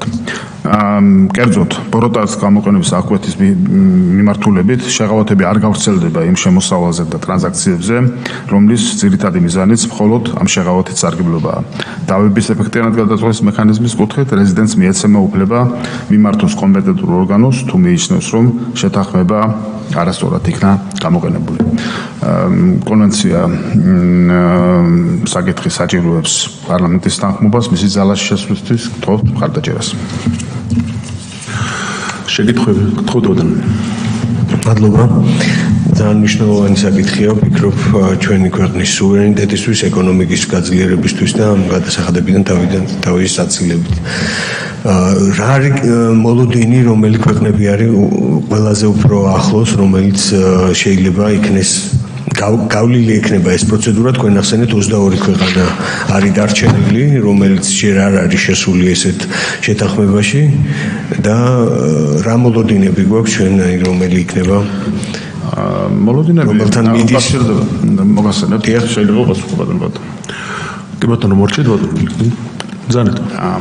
კონვენცია თვითონ მოკლე განმარტებას გავაკეთებ. კონვენცია ითვალისწინებს ჩვენს მიერ დადებულ ხელშეკრულებებში დათქმების შეტანას, უკვე დადებულ ხელშეკრულებებში, რომლის მიზანი, ძირითადი მიზანი არის ბოროტად გამოყენების, მისი ბოროტად გამოყენების აღკვეთა.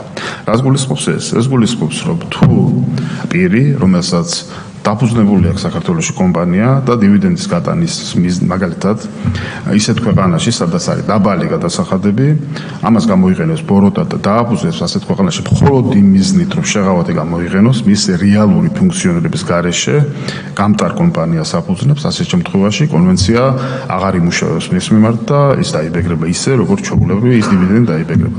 რაც შეეხება ქვეყნებს, რომლის მიმართებაში მოქმედებს ამ 58 ქვეყნიდან, რომელსაც ჩვენ გაფორმებული გვაქვს ხელშეკრულება 36 ქვეყანასთან მიმართებაში უკვე მოქმედებს ეს კონვენცია. დარჩენილი 22 ქვეყანა სხვადასხვა პროცედურების გამო, სხვადასხვა მიზეზის გამო, მათ არსებობს OECD-ში სპეციალური ესე იგი შეთანხმების ფურცელი, რომელიც ზოგიერთმა ქვეყანამ ესე იგი თავის დროზე ვერ მოახდინა მიერთება, ეს არ მოხდა საქართველოს მიზეზით. დღეს უკვე მზადაა ეს ყველა ქვეყანა მიუერთდეს ამ კონვენციას საქართველოსთან მიმართებაშიც, შესაბამისად ჩვენც ვახდეთ ამ დოკუმენტის რატიფიცირებას, რასაც საქართველოს გამოხატოს თავისი ნება, რომ საქართველოს მზადაა დოკუმენტთან მისაერთებლად. ეს არის და ეს. ანუ ქვეყნებიც შეუერთებიან. ქვეყნებს, ავსტრია, დანია, გერმანია, შვეიცარია, პოლონეთი. არა, ეგენი შეუერთებიან ხო? ესენი უერთებიან, ამათთან მიმართებაში ამოქმედება კონვენცია ჩვენი ხელშეკრულებები ამოქმედება ამ ქვეყნებთან მიმართებაში. სულ 22 ქვეყანა იყო დარჩენილი. ეს თქვენ ჩამოთვალეთ ავსტრია, გერმანია, ესენი ამათთან ეხლა არ მოქმედებდა და იმოქმედებს. ეხლა მოქმედება, ხო? ეს მნიშვნელოვანი. საბერძნეთი შედის ამ სიაში. საბერძნეთი მოქმედებდა უკვე საბერძნეთი. მოქმედება. 58 ყველა ევროპის ყველა ქვეყანასთან გვაქვს ჩვენ ხელშეკრულება დადებული. დარჩენილი იყო ეს ქვეყნები, მე გამოვყავი ევროპის ქვეყნები, მათ შორის სხვა ქვეყნებიც არა, თქმა უნდა, მას სომხეთთანაც არ მოქმედებდა მათ შორის და ეხლა მოქმედება. კარგით, მადლობა. მადლობთ. ხარ დაუჭიროთ მაშინ, ხო? მადლობთ. გადავდივართ შემდეგ საკითხზე. საქართველოს მთავრობის მიერ რატიფიცირებისათვის წარმოდგენილი საქართველოს მთავრობასა და ლუქსემბურგის დიდ საჰერცოგოს მთავრობას შორის შემოსავლებისა და კაპიტალზე ორმაგი დაბეგვრის თავიდან აცილებისა და გადასახადების გადაუხდებლობის აღკვეთის შესახებ 2007 წლის 15 აგვისტოს ქალაქ ლუქსემბურგში ხელმოწერილ შეთანხმებაში ცვლილების შეტანის თაობაზე. ოქმი. გთხოვთ ბატონო მომგა. როგორც თქვენ მზანეთ ბატონობა და საქართველოს და ლუქსემბურგის დიდ საჰერცოგოს შორის 2007 წლიდან მოქმედებს შემოსავალზე და კაპიტალზე ორმაგი დაბეგვრის თავიდან აცილებისა და გადასახადების გადაუხდებლობის აღკვეთის შესახებ შეთანხმება, რომელიც მიზნად ისახავს ორმაგი დაბეგვის თავიდან აცილებას და ქვეყნებს შორის ინვესტიციების ხელშეწყობას. სწორედ ამ შეთანხმების ეფექტიანად და თანამედროვე სტანდარტებთან შესაბამისობაში მოყვანის მიზნით 2025 წლის 3 ივლისს საქართველოს ფინანსთა მინისტრმა და ლუქსემბურგის დიდი საჰერცოგოს ფინანსთა მინისტრმა ხელი მოაწერეს სრულიებების ოფს, რომელსაც წარმოგიდგენთ დღეს რატიფიცირებისათვის. სრულიებები არსებითად შეეხება ინფორმაციის გაცვლის მუხლს, რომელიც სრულად ჩამოყალიბდა ახალი რედაქციით, კერძოდ მონაცემების გაცვლა შესაძლებელი გახდება როგორც მოთხოვნის საფუძველზე, ასევე ზოგ შემთხვევაში ავტომატურად. აღარ შეიძლება ინფორმაციის გაზიარებაზე უარესტმა მხოლოდ საბანკო ან კომერციული საიდუმლოების საფუძველზე. სრულიებები მნიშვნელოვან ზრდის დობას ხელშემკრალი ქვეყნების საკადასახადო ადმინისტრაციებს შორის და შემოაქვს ეფექტიანი ინსტრუმენტები დარღვევების გამოვლენისა და პრევენციისათვის. ამ კონტექსტში მნიშვნელოვანია აღინიშნოს, რომ საქართველოს 22 წლის 9 ნოემბერს შეუერთდა ფინანსური ანგარიშების შესახებ ინფორმაციის გაცვლის შესახებ კომპეტენტური უწყებების საერთაშორისო სტანდარტს, CRS სტანდარტს, რომელიც შემუშავებული OECD-ის მიერ და ითვალისწინებს ფინანსური ანგარიშების შესახებ ინფორმაციის ავტომატურ გაცვლას. დღეს საქართველოს უკვე ცვლის 57 ქვეყანასთან ასეთ ინფორმაციას 2024 წლიდან და მათ შორის ლუქსემბურგთანაც. წარმოდგენილი დოკუმენტი სწორედ ამ სტანდარტის მოთხოვნებთან თავსებადია და უზრუნველყოფს ინფორმაციის გაცვლის პროცესების ეფექტიანობას და შესაბამისობას საერთაშორისო პრაქტიკასთან. გთხოვთ მხარი დაუჭიროთ წარმოდგენილი ცვლილებების ოქმის რატიფიკაციას.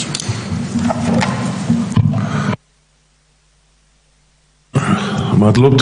შენიშვნების შეკითხვები ხომ არ არის? პრაქტიკულად ეს ჩვენ მიღებული გვაქვს, ალბათ თვითონ ლუქსემბურგ ჭირდება დადება რომ რაღაც მიზნების გამო, მაგრამ ჩვენ არაფერს აზნაუდგა რომ ხომ ასე ბატონო. ლუქსემბურგ ხარი დაუჭირდა ლუქსემბურგის ხარიდან იყო ნამდვილად. ხარი დაუჭირდა. მადლობთ და ბოლო საკითხი საქართველოს მთავრობის მიერ საკანონმდებლო ინიციატივის წესით წარმოდგენილი კანონპროექტი რაჭის დაცული ტერიტორიების შექმნისა და მართვის შესახებ საქართველოს კანონში ცვლილების შეტანის თაობაზე და თანამდებობრივი კანონპროექტი საქართველოს ადმინისტრაციულ სამართალმხელთა კოდექსში ცვლილების შეტანის შესახებ მოხსენებელი საქართველოს გარემოს დაცვისა და სოფლის მეურნეობის მინისტრის მოადგილე ბატონი ზურაბ ეზუგბაია.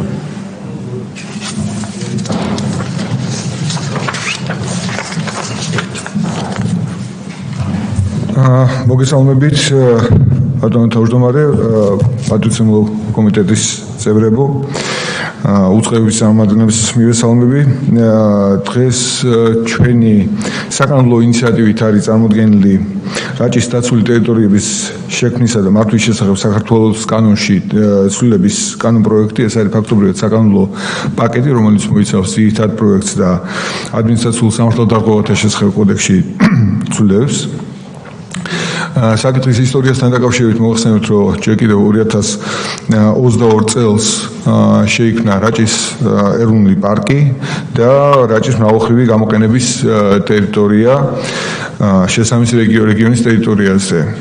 ძირითადად ეს ეროვნული პარკი იყო განსაზღვრული უნის მუნიციპალიტეტის ფარგლებში და შემდგომ 2024 წელს უკვე გერმანიის ბანკის KfW-ს მხარდაჭერით ჩატარებული იქნა სპეციალური კვლევა ადგილობრივი განვითარების პროგრამის ეგიდით ბიომრავალფეროვნების შენარჩუნების მიზნებში. ამ კვლევის ძირითადი მიზანი გახლდათ რაჭის ეროვნული პარკის შემდგომი განვითარების პრიორიტეტების განსაზღვრა და შესწავლის შედეგად შემოთავაზებული იქნა რაჭის რეგიონში დაცული ტერიტორიების მთელი კომპლექსის მოწყობა. ეს კომპლექსი წარმოდგენილი კანონპროექტის თანახმად იქნება ჩამოყალიბებული მომდევნო წლის 1 იანვრიდან.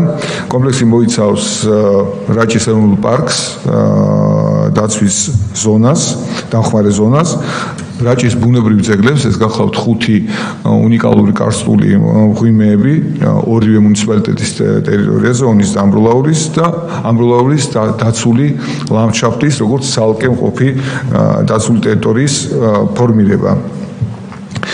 ეს საკითხი შეთანხმებული იქნა კვლევის შედეგების საფუძველზე როგორც მუნიციპალიტეტების ადმინისტრაციასთან, ასევე ადგილობრივ მოსახლეობასთან, არასამთავრობო ორგანიზაციასთან, ყველა იმ უწყებასთან, რომლის ჩართულობაც იყო საჭირო და მათ შენიშვნების და წინადადების საფუძველზე იქნა დამუშავებული საბოლოო პროექტი. დაცული ტერიტორიების შემოთავაზებული კომპლექსის გაშენება, ესე იგი, ითვალისწინებს 2 ეტაპს. ერთი ეტაპი გულისხმობს უკვე 1 იანვრიდან რაჭის ეროვნული პარკის ტერიტორიის ზრდას და მის გავრცელებას გარკვეულწილად ამბროლაურის მუნიციპალიტეტის ფარგლებში. აქ დაახლოებით 5000 ჰექტარით იზრდება ეროვნული პარკი, ხოლო 31 წლის 1 იანვრისთვის ეროვნული პარკის ტერიტორია გაიზრდება დაახლოებით 27000 ჰექტარით და ეს ზრდა მოხდება სწორედ ამბროლაურის დაცული ლანდშაფტის ფარგლებში და მისი გამოყენებით. რით არის განპირობებული ეს 2 ეტაპიანი განვითარება? ერთ-ერთი მთავარი მიზეზი გახლავთ ის, რომ უკვე მიმდინარე ეტაპზე ხდება ტყის ფონდის მიწებზე, ესე იგი, ეროვნული სატყეო სააგენტოს მიერ ტყის მხარდაჭერი ღონისძიების განხორციელება. ეს ღონისძიები უნდა დამთავრდეს და შესაბამისად აღდგენილი ფონდები იქნება შესული უკვე დაცული ტერიტორიების სისტემაში და მეორე გახლავთ დემარკაციის სამუშაოები. ეს არის გამიჯვნა ეროვნული პარკის ტერიტორიის ადგილობრივი ადგილობრივი მოსახლეობის საკუთრებაში მყოფი მიწებისგან, ასევე სარგებლობაში მყოფი მიწებისგან და იმ ინფრასტრუქტურული ობიექტებისგან, რომელიც ატიპიურია ეროვნული პარკის მიზნობრიობისთვის. წარმოდგენილი პროექტის ფარგლებში შექმნილი დაცული ტერიტორიების ყველა სახეობა იქნება განმეორებისა და სოფლის-მეურნეობის სამინისტროს სისტემაში ინტეგრირებული, კერძოდ დაცული ტერიტორიის ეროვნული სააგენტოს მართვაში. ამბროლაურის დაცული ლანდშაფტი კი იმართება დელეგირებული უფლებამოსილების ფარგლებში ამბროლაურის მუნიციპალიტეტის მერის მხრიდან. შესაბამისად არის გადაწყვეტილი დაფინანსების საკითხიც, კერძოდ დაფინანსება იყოფა 2 პოზიციად. ერთი არის რაჭის ბუნების ძეგლების ეროვნული პარკის გაზრდის მხარდაჭერა, ასევე რაჭის მრავალმხრივი გამოყენების ტერიტორიის ან დამხმარე ზონის გაფართოების მხარდაჭერა. ამ მიზნებისთვის 2026 წლის ბიუჯეტის პროექტში მოთხოვნილი იქნება 214,860 ლარის ოდენობით დაფინანსება. ესეთი დაფინანსება იქნება გათვალისწინებული მომდევნო წლებშიც. ჩვენ ხედავთ უკვე 4 წლის პერსპექტივას 27-28-29 წლებში. თუმცა აი ამ პერიოდში ეს დაფინანსება იქნება უზრუნველყოფილი დონორი ორგანიზაციების მხარდაჭერით. რაც შეეხება ამბროლაურის მუნიციპალიტეტის მხრიდან დელეგირებული უფლებამოსილების ფარგლებში განსახორციელებელ ღონისძიებებს აქ დაფინანსება გათვალისწინებულია ჯამურად 2 მილიონ ლარამდე ოდენობით, ისევ 4 წლიან პერიოდზე. ეს დაფინანსება მერის სამსახურებამდე მიდის გარემოს დაცვისა და სოფლის-მეურნეობის სამინისტროს მეშვეობით, როგორც მიზნობრივი ტრანსფერი, სუბსიდია გათვალისწინებული სახელმწიფო ბიუჯეტის მიერ. რაზე მიდის ეს დაფინანსება? ეს არის ძირითადად 2 მიმართულება. 24 საშტატო ერთეული იქნება დამატებული ამ ღონისძიებისთვის. ამბროლაურის დაცული ლანდშაფტი, ეს ახალი დაცული ტერიტორია, ამიტომ მის ჩამოსაყალიბებლად საწყის წლებში იქნება ასევე კაპიტალური ხარჯები საჭირო. 20 საშტატო ერთეული არის სწორედ მისი ადმინისტრებისთვის გათვალისწინებული, ხოლო 4 ერთეულით გაიზრდება რაჭის ეროვნული პარკის და სხვა დანარჩენი დაცული ტერიტორიების მენეჯმენტის გეგმა. ადმინისტრაციულ სამართალდამხმარებელთა კოდექსში ცვლილება განპირობებულია ახალი ერთეულის ახალი ტიპის დაცული ტერიტორიის, ეს არის ამბროლაურის დაცული ლანდშაფტის ჩამოყალიბება და აქ უკვე არსებულ საკანონმდებლო ჩარჩოში უფლებამოსილების, ესე იგი, ვასახელებთ ამბროლაურის მერიას როგორც სტრუქტურას კომპეტენტური იქნება ადმინისტრაციულ სამართალდამცავთა ოქმის შედგენაზე. ეს პროექტი უაღრესად მნიშვნელოვანი იქნება დაცული ტერიტორიების სისტემის განვითარებისთვის რაჭის რეგიონში, ასევე მნიშვნელოვანი იქნება ამ რეგიონში რეკრეაციული სივრცის, ტურისტული ინფრასტრუქტურის განვითარებისთვის.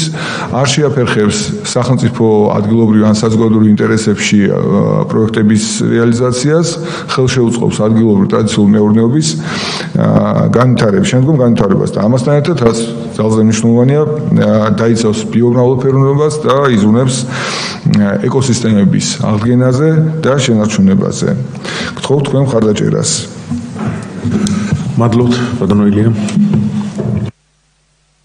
მადლობა. ძალიან კარგია, როდესაც ესეთი განვითარება რეგიონალური განვითარების მიმართულებით ესეთი პროექტები შემოდის. რამდენიმე კითხვა მაქვს, მინდა დავაზუსტო. თქვენ ახსენეთ დონორი ორგანიზაციები, ეს ადგილობრივი დონორი ორგანიზაციებია, რომლებიც მონაწილეობას იღებენ თუ საერთაშორისო. ეს ერთი კითხვა. კიდევ ერთი მინდა დავაზუსტო, დაცული ტერიტორიების ფართობი იზრდება, როგორც გავიგე და ამის დაზუსტება მინდა. და მესამე კითხვა მაქვს, შეიძლება თუ არა მსგავსი მოდელის პროექტები სხვა მუნიციპალიტეტებში იქნეს განხილული, გამოყენებული და როგორ უყურებთ ამას თქვენ? დიდი მადლობა. სხვა შეკითხვა თომ არ არის, ერთი ტრადიციული შეკითხვა მაქვს ამ დროისთვის, ხოლმე როდესაც ასეთი კანონი შემოდის, მოსახლეობასთან თუ არის გავლილი და რამე პრობლემა ხო არ არის. დანარჩენი რა თქმა უნდა ჩვენ მივესალმებით, რაც მეტი იქნება დაცული ტერიტორიები და შევინარჩუნებთ ბუნებას, მით უკეთესი. მადლობთ. გთხოვთ უპასუხოთ. კი ბატონო, მოგახსენებთ, ესე იგი, მადლობა შეკითხვებისთვის. დონორების ხარდაჭერა გათვალისწინებელია, საერთაშორისო დონორების ხარდაჭერა, ეს ტრადიციულად უკვე ესეთ პროექტები არის როგორც კვლევის დონეზე, ასევე შემდგომი დაცული ტერიტორიის ადმინისტრაციის ტექნიკური დახმარების მხრივ დაფინანსებული, კერძოდ ამ შემთხვევაში KfW-ს მხრიდან და დონორებიც საერთაშორისო დონეზე გამოიყენება. სხვა მუნიციპალიტეტების მხრივ რასაკვირველია ჩვენ გვაქვს პროგრამა სხვა მუნიციპალიტეტებთან მიმართებაში და დაცული ტერიტორიების ზრდის, ეს შედის სამთავრობო პროგრამის პარაგრაფებში, მოგეხსენებათ, სამთავრობო პროგრამის ინდიკატორებს შორის არის 2028 წლისთვის დაცული ტერიტორიების ზრდის უზრუნველყოფა დაახლოებით 100,000 ჰექტარის მასშტაბით, ასევე პროცენტული მაჩვენებელია ქვეყნის ტერიტორიასთან მიმართებაში, ეს შეფარდებაც არის დასასველი. ამ მხრივ ერთ-ერთი წინ გადადგმული ნაბიჯი არის რაჭის რეგიონისთვის ძალზე მნიშვნელოვანი ნაბიჯი არის სწორედ აი კომპლექსური დაცული ტერიტორიების ჩამოყალიბება. ზრდა ბუნებრივია გათვალისწინებული, როგორც უკვე ვახსენე, ესე იგი ეროვნული პარკის ტერიტორიის ზრდაც მოხდება ორ ეტაპად, ასევე ესე იგი დაცვის ზონა იზრდება შესაბამისად, იმიტომ რომ გადმოდის უკვე ამბროლაურის ტერიტორიაზედაც და ნულოვანი მდგომარეობიდან იქნება ამბროლაურის დაცული ლანდშაფტი, რომელიც თავდაპირველად პირველი წლების განმავლობაში ფუნქციონირებს მერის მართვის ქვეშ, ხოლო შემდგომ ნაწილ ტერიტორიას დაახლოებით 40% ტერიტორიას გადასცემს ეროვნული პარკის ფარგლებში შემდგომ მენეჯმენტის გეგმის მხრივ ინტეგრაციისთვის. მადლობთ, დაბრძანდით. დაუჭიროთ ხარი, მე მგონი, კარგი საქმე. მადლობთ.